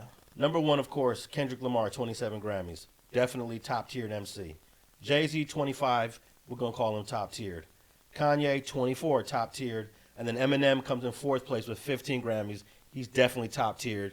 Even though I've had a podcast co-host in here hate on Eminem multiple times, and I don't know why. We know think why. because he's a white guy. No, It's because he's white. no, no, because he had a bad experience with 50 Cent, Okay. and they got the correlation. All right. Eminem and I 50 think Cent. Eminem is amazing, even though he's a white guy. That don't matter. Yeah. 15 Grammys. Now, after Eminem, 5th place, Pharrell Williams, 13 Grammys. Whoa, you think that's a question mark? Pharrell is a musical genius. He's a musical genius, but he's a great rapper.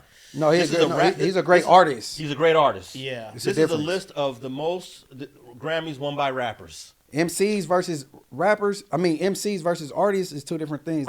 He's a great artist. I would like to see the projects that he's being awarded for. Yeah, for these 13. I would like to Okay. see that because I think if you were to look at the projects, he has at least 2 groundbreaking projects. For sure.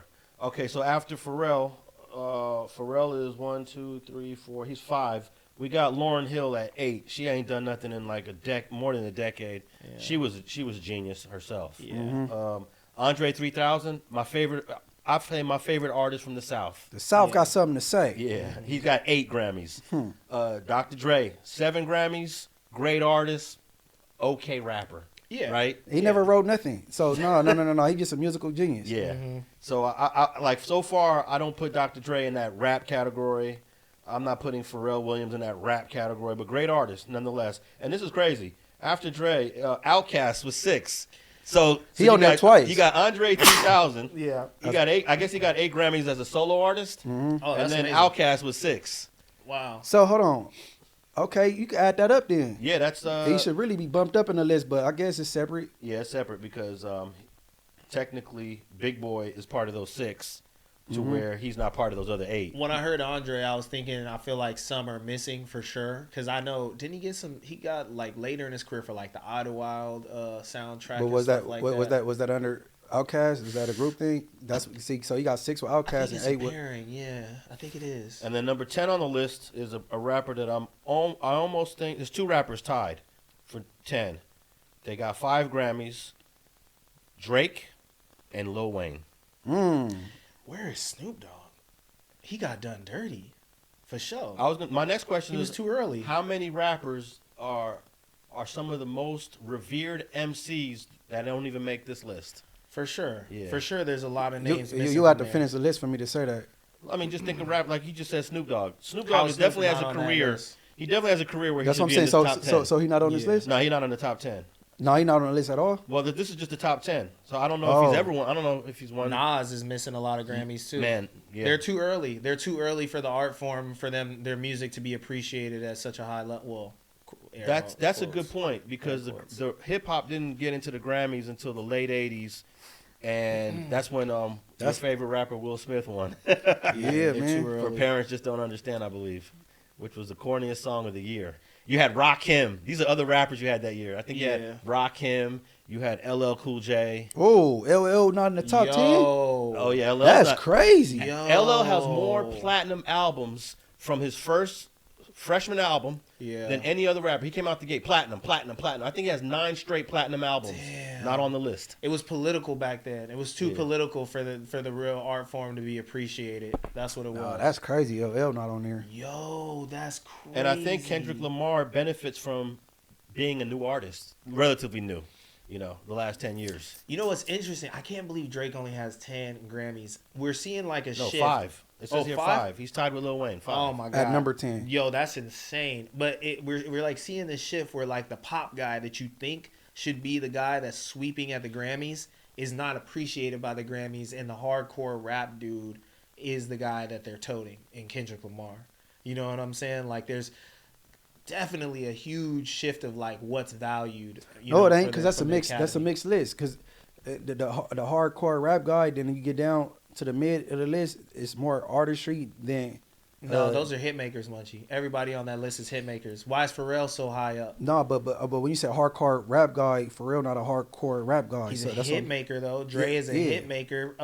Andre 3000 is a hit maker. You could say he's rapping his ass off in them songs, but he's making hits. Everybody could sing that shit. You know what I'm saying? Excuse me. Everybody, you know what I'm saying? Could rock out to some Andre, to some Outkast. Like, come on, man. You know? Hey, be on the lookout for Jay-Z's next music Oh project. yeah. Oh yeah. That's your prediction? Yeah, because I'm sure Jay-Z's got a ego like all these other guys. Oh, for He was sure. number one. Look, he was number one when Kendrick had 20 Grammys. I'm sure he wasn't thinking Kendrick is about to win 5 Grammys or 22. Kendrick had 22, so I'm sure he wasn't thinking Kendrick's about to get 5 Grammys. He had to when I didn't think he was gonna get 5 Grammys. he had off to of when he this. booked him for the Super Bowl. He had to see it coming. 5 Grammys. Hey, I wonder how Mr. Morale and the Big Stepper performed at the Grammys because everybody was hating on that. I was like, okay, now everybody's true Kendrick's colors get to show when it's not just LA pride. All these LA dudes was hating on that record, you know? So I wonder how that performed at the Grammys. But yeah, so when we had this discussion, who else could have competed with Kendrick in these Grammys? Like, even if their music was submitted or not submitted, nobody made At a this better time? album than GNX. At this time? I At this mean, time, yeah. Or just recent releases that you could think of in the past couple of years in hip hop. Nobody has a G and X. I remember when I heard Whacked Out Murals, I was like, yo, what is the rest of the tape going to sound like? You know? Kendrick a beast. He's a beast for sure. Yeah, he's been the artist for the last 2 years. He's been the man. All of 2020, 2024, when the battle started. When was that? Mid 2024, the battle started. Drake should have left him sleep. Yeah. Yeah. Yeah, Drake should have You backed up You off shouldn't have that. woke him up. He should have dissed him on his albums. He should have waited to address that. He should have been like, I move, at my time. The hip hop just, it dictates you have to be like more aggressive. But I don't have respect for J. Cole. You shouldn't have apologized and took it off of streaming platforms. You should, like, because it's a competitive sport. It's hip hop, bro. You don't apologize for a diss song. You know what I'm saying? Yeah. Did he go below the belt or something? Did he say something that disrespectful? Well, I guess the narrative that I believe, the prevailing narrative, is that Q called him and said like, "Hey, bro, this is not like this. We're not sporting right now. This isn't friendly competition. Like we about to get into some real type, issues." Well, he So could have you went not silent about and I that? apologize, bro. Well, there was a rap artist last year that was all the talk of the Grammys, and he's an artist that I can honestly say I've never heard a song of. Tyler the Creator? Not Tyler the Creator. This guy was all the talk, all the Grammy talk about a year ago. He's from the South. He's T.I.'s boy. From the South, T.I.'s boy. Killer Mike. Oh yeah. Nah, but Killer Mike deserved his Grammy when he got his shine. That was good for hip hop, I believe for so. Because I've heard a lot of. Why have I heard of any of his music? He's like your rapper's rapper. That's what he is. I don't necessarily bump a lot of his music, like Run the Jewels and all that. I think he was a part of. But I've heard a lot of people that are like real, like, I don't care about the melody of this song. I want to hear rap. Like my uncle from New York and stuff. He totes Killer Mike a lot. He sends me a lot of stuff. And Killer Mike definitely shreds mics. You know what I'm saying? I'm not up on him. Yeah, me either. Yeah. I'm not up on him. Nah, that was an artsy win. It was an artsy win. Remember that about a year ago? Yeah. I think he was the guy last year. Kendrick was hype on it. He took to Twitter or something and wrote a long thing about how this is good for hip hop, and he put it in a song too. He put it in a song. Yeah. All right, man. I wanted to pivot to this crazy story. I don't think I got a chance to tell you about this story, but it's about a police officer who was arrested and charged with sexual assault, and then the city pays out the victim a significant amount of money. Put your headphones on because I'm gonna play a clip. Okay. And then he is sentenced. He is sentenced to a significant amount of jail time. And I have a clip here of this crazy story out of a town called Sanger. The city of Sanger, Sanger. I believe that's up in Northern California. Okay. Let me play this clip real quick and get your reaction to it. New tonight, a convicted cop will cost the city of Sanger millions of dollars in a sexual abuse settlement. The former officer's victims continue to suffer trauma from multiple assaults. Action News anchor Christina Lopez joins us from the live desk with reaction from the attorney of one of the victims who suffered the abuse for years. Christina? Margot, attorney Nicholas Wagner says his client, a 73-year-old woman, was sexually abused multiple times by the very person who was sworn to protect her, a police officer. And now she's one of about 9 people who have come forward with similar allegations of violent sexual abuse and harassment going back as far as a decade ago. A warning, the details in this story may be difficult to hear for some. A major victory in the case involving a former Sanger police officer who repeatedly raped and sexually assaulted women over a period of 6 years. Last week, the city of Sanger approving a victim settlement of $5.25 million. She can move on with her life now. Fresno attorney Nicholas Wagner says the multi-million-dollar compensation is an acknowledgement from the city of Sanger, but only offers partial closure to his client, who suffered at the hands of former police officer J.D. Torrance for years. It's the authority issue, the power issue that is so damaging in this case. Wagner represents a total of 5 clients, various victims who suffer from painful trauma from years of sexual abuse. Wagner says the first reported assault happened in 2016, and his most recent in 2022. That was 6 years he went where he wasn't stopped. His law firm is aware of 8 or 9 people who say they were victimized by Torrance, with the possibility of more. Torrance did this over a period of 5 or 6 years, and he did it on a rather regular basis. His tactic, coercing his victims, ranging in age from 29 to 67 years old, to get inside his squad car. He actually was convicted in some counts of kidnapping because he forced women into his police car and wouldn't let them go while he raped them. Last February, a jury found the former officer guilty in federal court of sexually assaulting 4 women while he was on duty.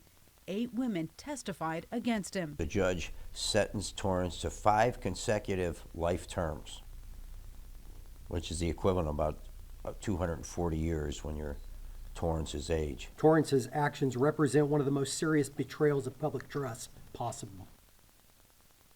All right, Munchie, Officer Torrance is a brother, man. So that it kind of hurt me because I always hate to see the black man be the oppressor. Yeah. You know, but we got to report it. Yeah. But this is significant because of the amount of money. This is like more money than you get when the family sues when the cop kills you. When a cop kills someone in your family and you guys settle, you might get a couple million, $1 million. Mm-hmm. This one victim got $5.2 million from the city of Sanger. Yeah. Well, I don't know who that was that said she could move on with her life now. No, she can't. No, bro, that's a couple of abuses, sexual, mental abuse, all that, right? And 2, damn, hold on. He said from 2016 to 2022. 22. Yeah. I mean, five life sentences. I mean, shit, justice is served. Because I'm glad he didn't get away with that. You know what I'm saying? Or get a slap on the wrist, because that's crazy. Yeah, it's one of these few times where you see a cop. Here's the sad part about it. This cop got maxed out, but he's a black cop. You notice a lot of times these black cops be getting these severe sentences. There was a case in Minneapolis where a black cop accidentally shot a white woman, killed a white woman. They charged him, and they maxed him out. You know. So I think there is a pattern where if you black and you mess up, oh, you going down. You going down as a cop. And she was an elderly lady. So I guess she was 69 at the time, but when she got paid out, she was 72. 73. Sound like? That's what I thought it was. Like, I thought it was probably taking into consideration, like, the ages of the women and stuff like that, especially the senior age women, because when they throw in charges like elderly abuse and stuff like that, like, that's got to start shooting up everything you're doing, right? But you know, kidnap carry life. Oh, for sure, kidnapping. So if you I wonder what his rank was. Do we have any information on his rank? If I was to guess, he was a regular patrol dude. The town of Sanger is just right outside of Fresno, so it's not too far from here. Yeah, when I heard that, I started to wonder, like, oh, were these people that were like native to the land and stuff, like, you know what I'm saying, like reservation type population or whatever. I know they get taken advantage of a lot, and they don't, ever get their stories told. 2 things I want to point out on these blades where prostitution is real prevalent. A lot of them police be pulling over, getting some action, right? That's one. And for 2, I was watching these body cam things on YouTube, and the dude pulled over and got in the back seat, and he's supposed to be transporting her to the station. And got in the backseat, had sex with her. The idiot locked himself in the car. Oh my god! So now he had to call for, like, you know what I'm saying? Yeah. Now he answering the questions, how it happened, how you got back. I mean, they found semen on the backseat. Oh man! Like, idiot, you didn't know it was locked from the inside because you always driving. But bro, That's embarrassing, bro. Wait. Have you seen the one where the cop, he takes some methamphetamine or some drug away from a guy? He goes into a local bathroom. He hits the drug, passes out, and he's laid out on the bathroom floor unconscious. His backup comes in. This is all on body cam too, so we see this. His backup comes up in there, and they're like, "Damn, he's passed out." They think something violent may have happened to him. It turns out he wanted to smoke the drugs. High as a giraffe ass. He wanted to smoke the drugs. And what was it? Was it like fent? Did it put him I down? think it was fentanyl because he was passed out. They brought him. I think they used what's that The drug? Narcan? They used some Narcan in the ambulance. They brought him back, and I think he ended up getting terminated or something. But he was on duty. Let me go hit this pipe real quick. Yeah, that's after he took the drugs off of a dude. Hey, but you know, he got a history of using crystal meth. Drug use deception, a Sacramento County deputy revived by Narcan in what was first thought to be a chemical exposure. Now an internal investigation reveals it was really a fentanyl overdose. Let's start with that investigation revealing the deputy lied about his drug use. Your reporter covering Sacramento County digging into those papers, revealing the details into the deputy deceit. Quite the story here, Madison. It is, Tony, and that deputy report from the department shows is in the middle of a fentanyl overdose. Cameras caught most of this scene. Body camera footage even caught the interaction that report says is the moment that he got those drugs on a call earlier this very same day. A warning to some of our viewers, the video you're about to see may be disturbing. Exactly. A Sacramento County Patrol deputy, Marvin Morales, on the job back in October 2023. Oh, you just been chasing the dragon, huh? He conducted a suspicious suspect stop and cited the person for meth possession, according to the sheriff's office report. This video is from that interaction. Chasing that dragon, boy. Hours later, security camera video shows Morales going into a bathroom at the Central Division station. Moments later, he's found unconscious on the floor by another deputy. Morales! Hey, Morales! Hey, drag him out! Drag him out! Drag him out! Drag him out! According to the report, Morales intentionally smoked some of the suspected methamphetamine that he confiscated in tinfoil hours earlier. He experienced a fentanyl overdose. His own team and first responders administered multiple doses of Narcan. When I walk in, I saw him leaning against the stall. Morales obtained this glass pipe in August of 2023 on the job, months before the overdose, and lied in his report that he disposed of it. Instead, he took it home and admitted to smoking meth residue from the pipe 3 to 4 times over 2 months. In the report, a chief deputy noted that the large-scale emergency response to Morales prompted multiple media reports, including our coverage, of what was believed to be a potential chemical exposure. It generated genuine concern from the community that in turn, the chief deputy said, will ultimately result in discrediting the sheriff's office when the public would find out that Morales is not a victim and his actions were intentional.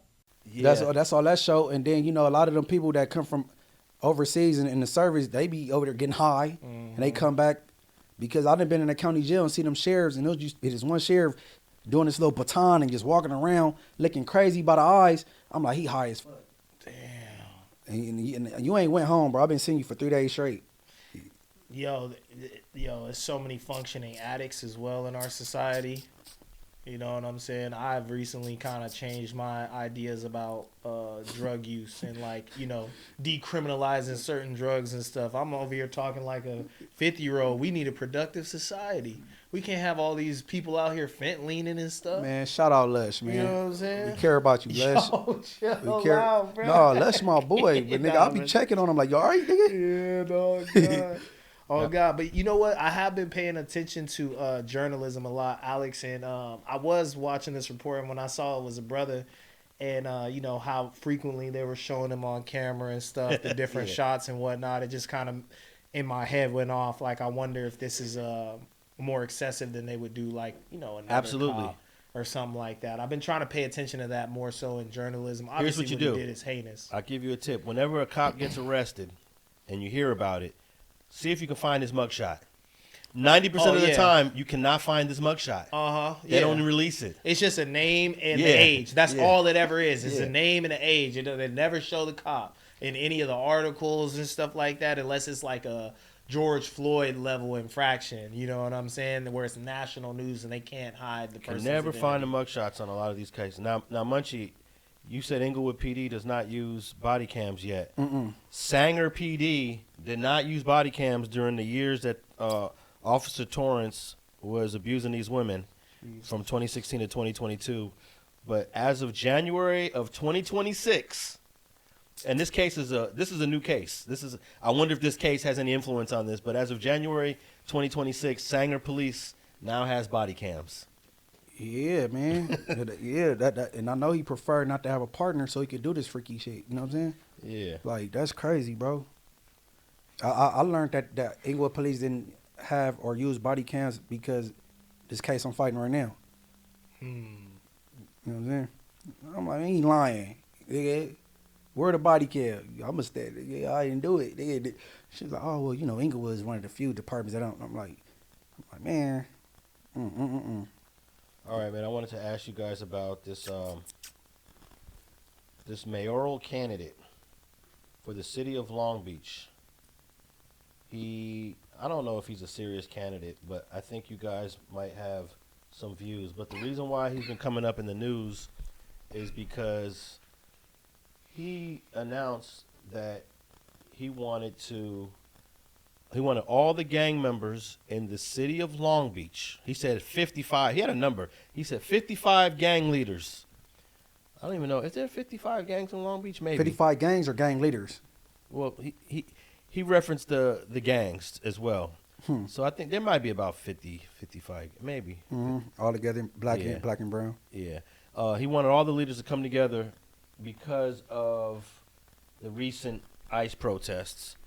And just saying that, what's your first thoughts? If you're a part of a gang, you never come forth as the leader. Gang leaders don't exist. You know what I'm saying? That's what stuck out to me. Yeah, it's against the law to be a leader. Yeah, that sounds like entrapment to me. But I don't. You said the first thing come to mind? Yeah. Is this mayor black? No. What nationality is he? I want to say he's a white guy. You could tell by his last name. No, I'm gonna play a clip of him in a second where we could see him. He's giving interviews. Well. If I was him and I was saying it, it'll be coming from a place of lead in the right direction. You know what I'm saying? Stand together on this because it ain't right. You know what I mean? And Long Beach is the most diverse city. With Cambodians, Asians, Tongans, Mexicans, blacks, everything under the sun. Like, bro, come together, bro. Like, you know what I'm saying? That's what I get from it. You know what I'm saying? All right, I'm gonna play this clip so you can get a little insight into where this man's coming from. He gave an interview. I found this channel called Jackae Rae. Jackae Rae tracked this guy down on her channel. Hey, Jackie. From Jackae Rae TV, and she's black. And she asked him, she just wants to know, like, what do you mean? What's going on? So here we go. I take that back. He's a Latino, but he's white presenting. You know how very fair skinned Latino. Yeah. All right, here we go. Rogelio Martinez, a candidate for mayor in Long Beach, has decided to call for the leaders of 55 gang members to meet him at Long Beach City Hall at 5 p.m. Now, normally this is not a story that I would cover, and I wouldn't have covered it had I not seen this story make its way to MSN.com and then eventually make its way to WorldStar. WorldStar does not pick up posts until they go a little bit viral, which is concerning to me. Personally, do I expect this to have any sort of validity to it? Do I expect any gang members to come out? No. But we also don't live in a society where common sense is abounding right now. So I am concerned about what may take place this evening in our city. With that, I'm also concerned at the rally call. Why would this be what anyone, but especially someone who considers themselves a mayoral candidate, why would they make this call? So I called Rogelio myself and I asked him to talk to me about this, and he did. And this is what he had to say. Long Beach made headlines recently with the 2 gardeners that were detained and actually taken into custody by ICE. Have you personally witnessed any confrontations with ICE in the city? No, I have not. Okay. I've just been witnessing what the world has been witnessing, which is all of the images, especially of those 2 gardeners. That's what literally was for me the last straw. You know, I was like, you know what, somebody's got to do something. I'm just a normal person. I'm no one special. I'm a grandfather of 2. I have a kid, a failed marriage. I'm not working right now. And I just figured, look, even me, with everything against me, I can do something about this. And so literally I said, you know what? I'm going to make a video that is going to get the attention of the world. And that's the video that I made. Well, it worked. I have to be honest. Your call to action was not something that I would typically cover because I didn't think it was a good idea. However, once I started seeing it on national news sites, and then when you made World Star, which is one of those ones that you really have to kind of go viral a little bit before they pick you up, then I felt like this needed some attention.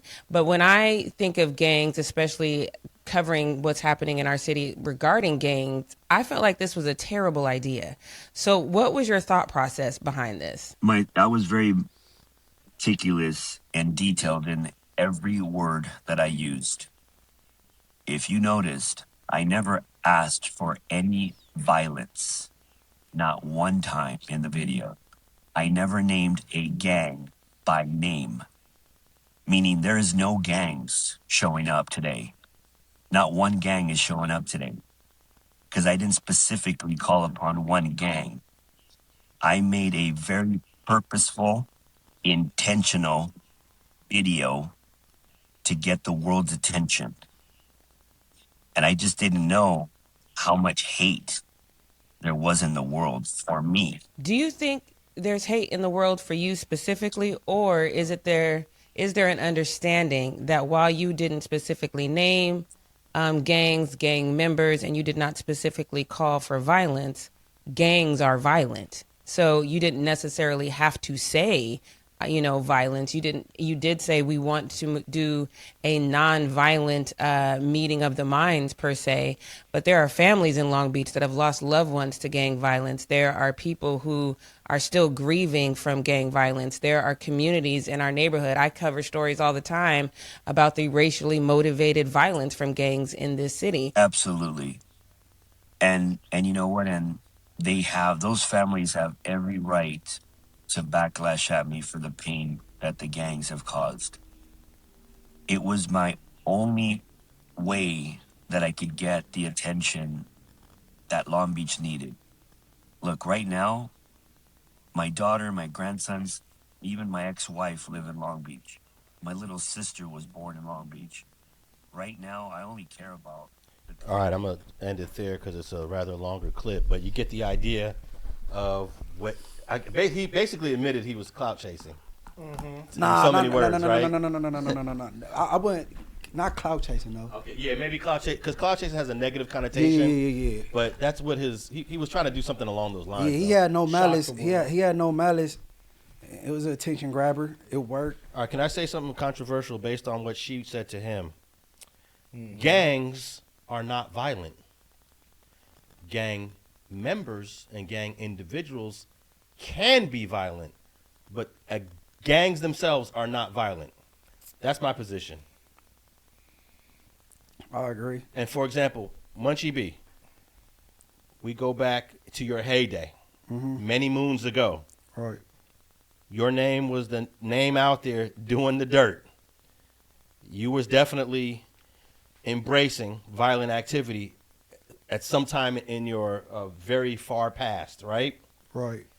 Now, how many people out of 100 guys that you interacted with in Inglewood were on your level? It had to go generations, like my generation. Yeah. But I'm guessing you can count on less than 2 hands that were on your level. Right.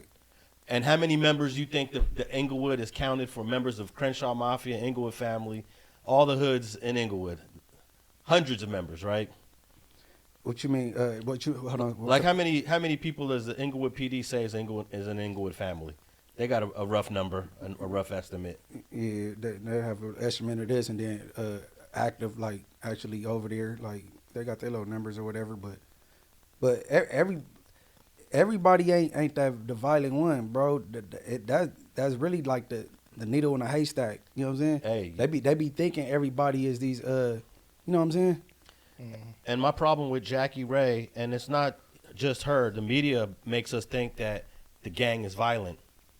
If you was to hang out with the gang all day, all week, all month, you'll see that majority of the time there's nothing violent going on except probably smoking some weed, drinking some juice, striking the walls up. But when it comes time to go slide, It'd be the same people. it'd be the same people all the time. It'd be a minority of all of the people that hang out. And sliding don't happen every day. Yeah, but the fact that it does happen, though, you could say the institutions are violent. It doesn't matter if it's only a few individuals enacting the violence. It's still happening. You guys are under the same umbrella. Okay, so let's say 15% of a gang is violent. You're going to paint the other 85% who never slide, who never bust their gun, the same way as those 15% that like to slide? Well, perception is like a simple thing. You're kind of forced to. You know what I'm saying? Like, perception and reality are two different things. Is your average American super violent? But when on the world stage, what are we known as? The military might in the world. We're the guys that get it done. You got a problem, some things are going to get blown up, some people are going to die, and this is going to be our territory now. It's the same thing with gangs. You don't need everybody to be a killer, but if you got 5 solid dudes, yo, we need those 5 blocks down there because the trade is better. So y'all go handle that, and we'll set up shop when you do. There's Marines, there's the Army, the occupiers. It's the same thing with the gang. Well, everyone in the Marines, Army, Navy, Air Force are trained to bust that gun. 100% of the soldiers are trained to slide. Not in the gang. 100% of the gang members don't know how to slide. Yeah. Some do it better than others. True. And it is a skill that some gang members acquire. Yeah. So I would say that your military comparison is a little bit different because, as Munchie could attest, you got dudes that never want to slide, that don't know how to bust a gun, and even if they did go, they probably don't even know how to aim that gun properly. You know? So, you know, me studying gangs for as long as I've studied, you see behind you there's pretty much every book there's a gang book. Yeah. There's another shelf over here. Every book there's a gang book. I've come to learn that majority of the gang isn't violent, even though it's painted with that brush, like she just said, and like you're saying. And you even are saying, even if only 5% of the membership slides, as an entity as themselves, it's a violent entity. So that's a radical statement to say that if 5% of the people slide, them other 95% are getting painted with that same brush. Yeah, because I feel like violence is like a bell that rings loudly. You know what I'm saying? It's not just about the initial strike and the happening, right? It's like the reverberations of it. Because how do gangs maintain power, right? Hey, I'm going to say this. I don't know if it's a good idea for me to say the particular gang, but Alex, go pick up on what gang I'm talking about. 70s, all throughout the 80s, and maybe the early 90s. I believe this particular gang, 80% of them was violent.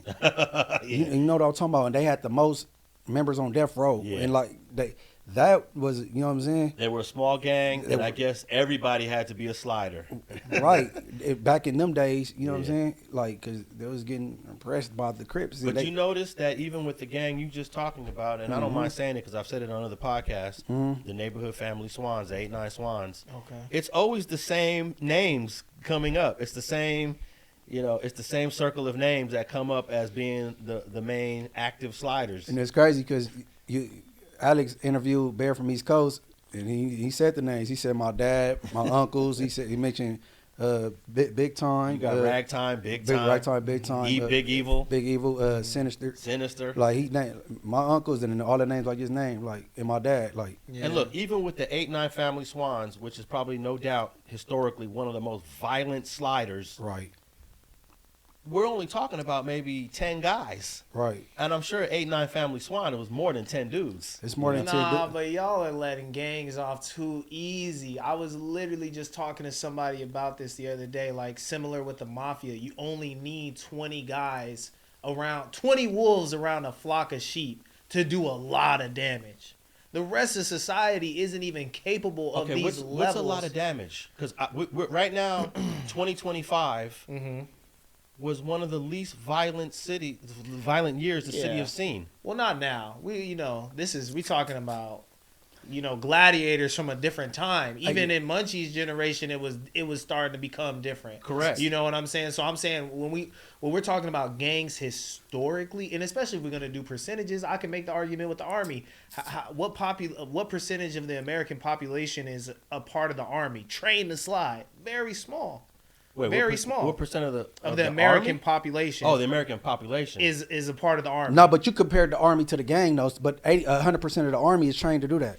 True, but what I'm saying though is like. But I think a better comparison, like what you trying to put it, if it's an NBA team, it's really like the big three, the three that do damage. Because if they injure everybody the team, else is playing a role, and you benefit from the violent reputation. You take one good guy off of an NBA team, you in trouble. It's a wrap. Yeah, it falls apart. Yeah. Let LeBron get injured. Yeah, it's over.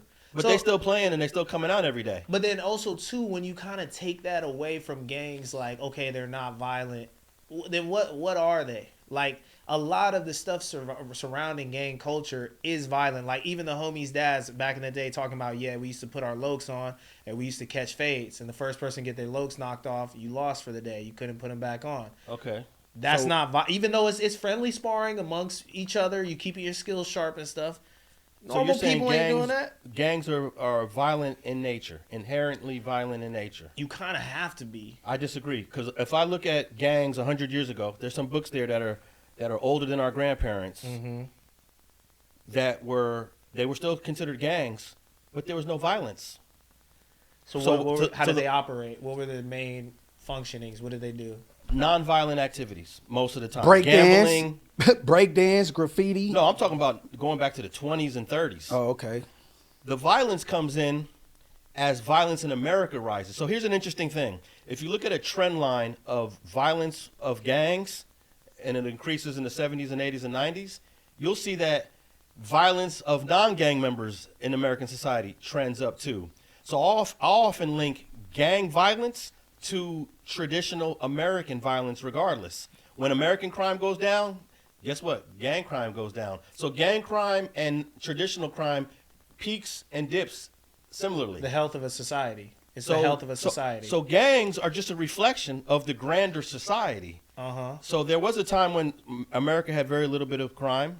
The gangs were involved in very little bit of crime. But as America becomes more violent, so does the gangs. As we use more guns, so do the gangs. But that's natural, even if we want to look at like our ancestors, primates. When resources are abundant, chimps aren't forming troops and going over to kill other chimps in other areas to eat their fruits and their foliage and stuff. They're just chilling, eating, having kids and stuff. And as the population rises and resources become more scarce, the younger males get together and say, hey, yo, we got to go up the block and go get this food, bro. Yeah. Or everybody's going to die here. Like, I operate from the thought process of military age men, age 16 to 42, inherently violent.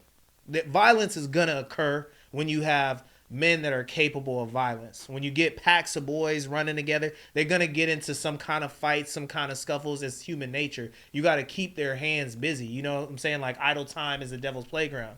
So I believe like humans in general are violent. So when you band them together with a gang and now you start to get a hive mind, we have a goal in mind of maintaining territory, expanding, making more money than people around us, whether there are opposition or not, naturally violence is going to occur because that's the way of the human. That's true. There's some truth to that. Yeah. So would you be reluctant of someone such as Rogelio Martinez is suggesting that can we organize gangs to be productive in certain segments of society? Let's say community activism, protest against police brutality. Would you be hesitant and reluctant of allowing some gang members to participate in the process of protesting, fighting for your rights, and pushing a different type of agenda? No, not at all. One thing that stuck out to me, and I see people do this a lot, they try to act like gang members aren't a part of our society, you know? Like, because you say gang member, they automatically put them in like a other category. some of these dudes are civilians. They never, not civilians, but like they're just performing their civic duty if they decide to go vote or protest. Not everybody's been to jail and can't vote and has their rights, you know, pinholed or whatever. Some of these dudes can go out and do everything that a normal citizen And for the can record, do. I've been in prison and I vote. You know what I'm saying? So, because some people think they can't vote because they've been in prison before. Yeah. Right. Yeah, like gang members are normal people. Munchie has, you know, issues in the news that he probably hears and stuff, and he has a problem with, and he's, you know, wants to be vocal about it. Like, people act like gang members are aliens. Like, yeah, they participate in antisocial behavior, but the reason why we condemn it and punish them is because, like, hey, bro, you a part of this society. You got to do right by the society, and if you do wrong, we got a box for you to sit in. You know what I'm saying? Like, gang members aren't bad people in my mind. They're people that have made bad decisions compounding. But Bart, to the mayor, right? Mm. Okay, when he PSA to the leaders, right? Okay, you know, in Inglewood they shutting down Inglewood High School so they can remodel it. So they put Inglewood High School and Morningside together, and then when they done remodeling that, they go shut down Morningside and they go all be in one school at Inglewood High School, right? Okay. So, you know, they brung the gangs, the Inglewood 18th Streets, the Inglewood Thresays, Inglewood Families, Queen Streets, Imperial Village, Crip, all these gangs, people that's factors from these different gangs together, so we could talk, because these gangs about to be all in the same school. How we gonna make sure the kids get back and forth to school safely, bro? Is y'all gonna be able to control these dudes and all that? So maybe the same sentiment went with this mayor, you know what I'm saying, of Long Beach. Like, man, y'all killing each other, and this is a diverse city. Y'all really need to be banding together based on, look what ICE doing. They chipping people. Yeah. They killing people and snatching gardeners that ain't did nothing to nobody and taking them into their custody or whatever. You know what I'm saying? Yeah. Yeah, you know, it's a semantics game. Like, anybody in politics, you got to be calling on the people. You know, you can't be calling on a certain sect of the people, because I feel like you can replace, like, gang members with, hey, all the white people in Long Beach, show up. We need, or all the Asian people. Okay. Like, that doesn't make sense when you're a civil servant. For example, Poetic Flacco, he talked bad about gang prevention intervention and they giving money to gang bangers. All that's dumb, because guess what? Like the example I just gave, you can't call Flacco to get these kids together and stop doing what they doing, because you're not of that community, right? So you go get somebody that's respected, that's from that community. Hey, holler at the young life, the YNs, and you know what I'm saying. So like, I could see why he will reach out to the leaders of the community. He should have said leaders of the community instead of gangs. Right. He should have worded that different. Right. But that was his mission, to get people attention. So, I mean, No, I think some gangs should be called out, because throughout society, people from gangs have become successful and have achieved quite a lot of notoriety. People that were in gangs, we have former gang members that have become boxers and champions. We got former gang members that have become judges. We got gang members in all segments of professional society. True. So I have no problem saying, come on down, gang, because I don't look at the gang the same way you might look at the gang, because I've been embedded with them, and I see like, oh, that guy right there, he ain't a slider, but he's cool with all the homies. But he got a good head on his shoulders. He could be somebody. For you sure. know? So I know, and this is the majority of the hood. For sure. Someone like Munchie was an extreme dude in his heyday. You know, and a lot of us think that the whole gang is full of a bunch of Munchies. Yeah. And it ain't. Yeah. You know. because you got some Keyshawn Johnsons. For that was sure. in the NFL. Deshaun Johnson, And you too. got some D-Jacks. He from 40s. How many times you think D-Jack slid on an enemy and popped one? Never. Maybe not. Yeah. Maybe You know not. what I'm saying? So, maybe You know? not ever. I'm gonna say probably never. Yeah. And you got some Nipseys that had a voice, and it was very monumental in this community. I don't believe he did like no super violent thing. You know what I'm saying? Maybe a fight. Or, But you know then, what I'm saying? but then it's like this though, and I feel So when you call him, because we have a problem. Black people got a problem with condemning our own, for sure, because we deal with so much from the outside. We don't want to pile on. But like, I feel like when you see the Italians talk about the mafia and how much they didn't like the mafia and what it was doing to the Italian image, and them forming these, organizations to cleanse their image in the media and, whatever. Like, it's the same thing applies to us, whether we like it or not. Yeah, but you can't compare Italian mafia to Bloods and Crips. Italian mafia is a whole different level of violence. True. Looks like I wouldn't compare Bloods and Crips to Mexican cartel. But we should almost look at it with more of a severity, because there's so few of us here. Every one of our lives matter. If it's in jail or if it's been destroyed, it hurts that much more, because these other groups can be like, oh, hey, I'm white. I agree. I'm white. We definitely got to pay special attention to it. But here's something we also got to do. We got to stop criticizing the gang member that wasn't a slider. This is a conversation I have all the time. Hey, have you heard of such and such from such and such hood? Oh, yeah, I know who he is, but he ain't nobody. I said, why? He ain't never slid on nothing. We got to stop doing that. We got to stop condemning the gang member that didn't kill somebody and saying he's less of. And I have these conversations every day. I just had one yesterday. Hey, I'm trying to get in touch with such and such. Oh, okay, I can get you in touch with him. All right, cool. Why you want to holler at him? Oh, I think he might be cool for podding. Okay, he ain't never done nothing in the hood like that. I don't care. A majority of dudes ain't never done nothing like that in the hood. Yeah. So I think that's another thing. We got to stop talking like that, saying that because you didn't slide, you're less of a man. Hey, I'm gonna tell you something. When I went to Morningside in 9th grade, I ain't gonna put him out there, but the homie from Avenue Paru, he used to be our substitute teacher.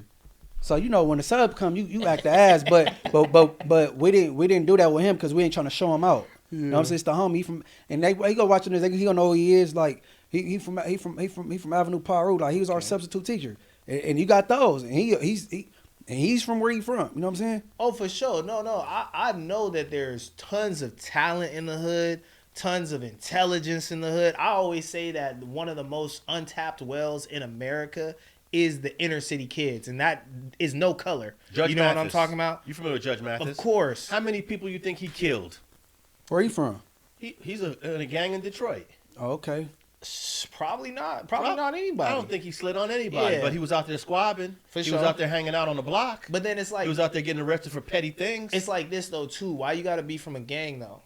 Especially the way that, so like my dad, when he describes how gangs were forming around him and stuff, he was like, yo, we were just the dudes from this area protecting our block. Like they had some name like the Avenue Boys or something. I'm making it up. Can't remember what it was, right? And then it turned into gangbanging like after that, where it was like serious, like we out to get you, da da da da. Why do you have to rep where you from super duper hard? Like we got sports teams and stuff for that, bro. We got the LA Lakers. We could be proud to be from Los Angeles because we got the LA Lakers, and there's a team called the Chicago Bulls, and we want to beat them every year for a championship. You don't need to designate yourself to these like 6, 7, 8 blocks of a neighborhood and be willing to commit violence, whether it's fighting, shooting, stone throwing. You're compounding representing an area to the violence. Now, the first part of your question I'll answer. Every gang is also a place, and every place has people that have pride for that place. Just like we're talking about Venice. Right. We love our Venice. We have pride for Venice. Yeah. The same people from Venice Showline love Venice. The same people from V13 love Venice. And the same people who didn't gang any were part of that still love Venice. So I always look at the gang as two things. It's a gang and it's a place. Okay. And we have pride for that place. Well, guess what? If somebody from Culver City Threat say, see Ricky, he got too much Venice pride, it might whoop him. Yeah. You know, for real. All right, real quick, I want to play the older clip from a lady from Cudahy. She was the deputy. She's the vice mayor of Cudahy. She kind of said a similar thing. This is a real quick clip. Here we go. I want to know where all the cholos are at in Los Angeles. 18th Street, Florencia. Where's the leadership at? Because you guys are all about territory, and this is 18th Street, and this is Florencia. You guys tag everything up, claiming hood. And now that your hood's being invaded by the biggest gang there ain't a peep out of you. Now, that was the Vice Mayor, Cynthia Gonzalez of Cudahy, about a year ago. Kind of similar thing, but she's an official, whereas Mr. Rogelio is just a candidate, which he probably will not win. He doesn't look like he don't look like he got any backing.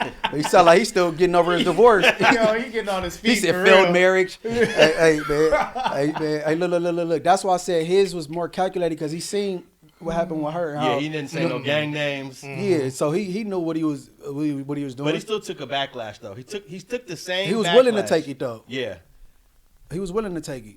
But shout out her though, and man, I wish she just would have thought about that, man. Because she's speaking from her heart. I think instead she of, made a great point too. Yeah, 18th but Street, F13, you guys out there banging and doing this, but now we got ICE in our neighborhood. Where you guys at? Oh, she was popping it for sure. Yeah, but she was popping it. that was a kitchen conversation. That wasn't made for, you know what I'm saying? You know what this sound like? She went to high school with some of these dudes, and she was, you know what I'm saying? It's really for y'all three, but you know what I'm saying? I'm gonna just throw everybody. in there, she got a few cousins. That's down. Yeah, exactly. That's exactly the type of vibe. Man, she didn't mean no malice. She just saying, bro, y'all doing all this riff-raff, and then when it's really time to stand up, what's up? Yeah. This the real enemy. They taking y'all grandmas and your aunties and sending them back to where they come from. Yeah, and I understood where she came from, but that man, baby girl, that came out wrong. That came out wrong. That was a kitchen conversation. You could have called me and told me that, but she sounded like a little chola herself. Yeah. Okay, I gotta push back a little bit though, Alex. This idea came to me because you said it's the gang and then it's the place. And Munchie mentioned Culver City, and I have an interesting kind of like background in my area. So I used to literally go train and play soccer in the Culver City projects every week. You know what I'm saying? So I know a lot of those guys, and we tight and stuff. Mar Vista? Yeah, Mar Vista Gardens. You know what I'm saying? I would be in there every single week. Everybody knew I went to is that Venice the year when it was like cool though? Because they used to split them projects back in the days. Or is that too far back? That's way too far back for my generation. That's Okay. way too far back. So like even that, right? So it's the gang and it's the place, but like there's the place of like the far west or West LA. There's so many different gangs that will proudly rep West LA, but they got beef with each other, and there would be a problem if they ran into each other here or there. So it's like saying it's the gang and then it's the place will like define the place. You know what I'm saying? Because you want to say like, especially Munchie comes from a big place in Inglewood. It's subdivided, right? There's certain gangs that control certain areas of Inglewood, but it's all Inglewood.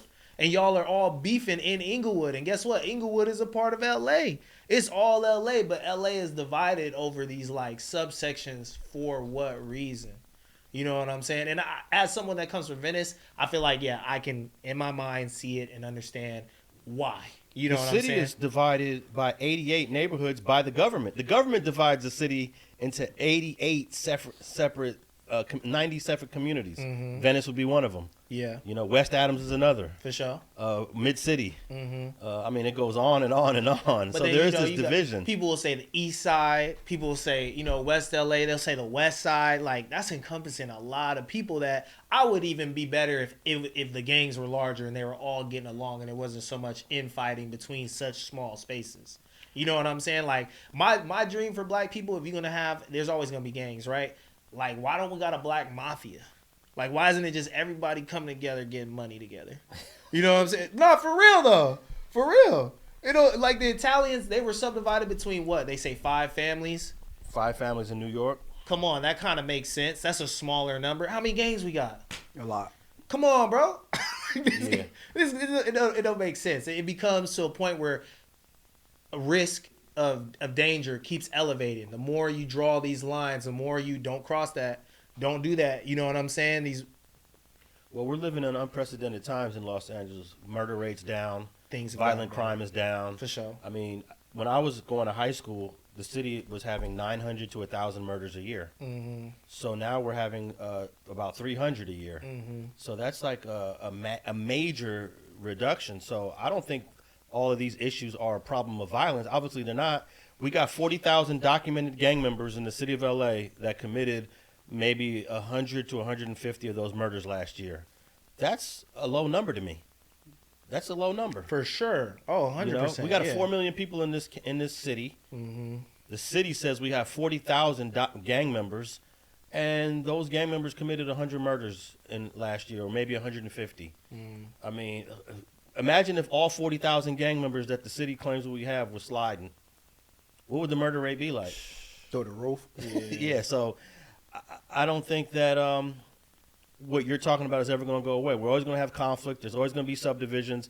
Think of the natives that were on this land in the 1800s. You know how many tribes were just in what we call now the United States? How many tribes existed from the West Coast to the East Coast? Yeah. Why couldn't they just be 3 or 4 or 5 tribes? Facts. Every little area has a tribe. The Seminoles, the Apaches, the Algonquins, the Chumash. I mean, there were so many tribes.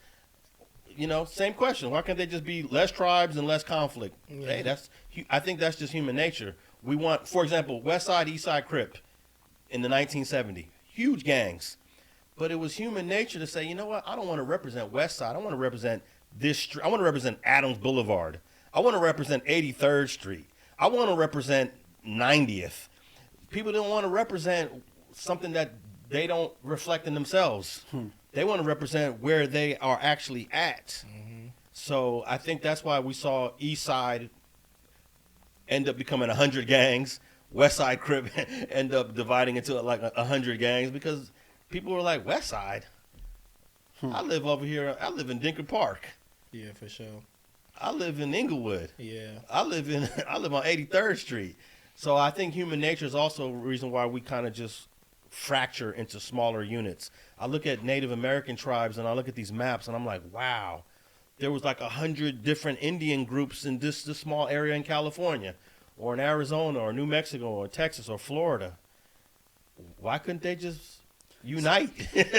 Seminoles, Sentinels, Apaches. Yo, but it's also something about the African American though, where we're so prideful, and I feel like that's why I value our lives so highly. You know what I'm saying? Because like, yeah, Africa's a continent. Places, you know, countries in Africa, they go be to for any each other. country in Africa. Go to Tanzania, Angola, Congo. You know how many Yeah. languages? How many languages do you think the average country in Africa speaks? Too many. Too many. Yeah. Well, like to your point, Yeah. why don't y'all just speak one freaking language and unite? Yo, but we're something special out here though. There's only so many of us. We only make up 14% of the population, and most of the population for a really long time didn't even like us. So us offing each other is nuts. All right, you know what I'm saying? we're going to continue this conversation on should, another though, for episode. sure. Yeah. Munchie B, let them know where you're at, because we could talk about this all day, every day. Yeah. Morals Over Money TV. Everybody like, hype, subscribe. And Trictoria's Secret by Munchie B. Man, help me get them subscribers up. And Ricky, Yeah, let them know. You can find me and Ricky Roy on all platforms. YouTube channel is about to be dropping pretty soon. About to start uploading some commentary, you know, political, fashion, culture. So that's Ricky and Nick's Pick 6 on YouTube. All right, Alex Alonso 101 on all social media platforms. If you want to listen to this episode, Spotify, Apple, and iHeart. If you want to watch clips of this, the Street TV YouTube channel. We out.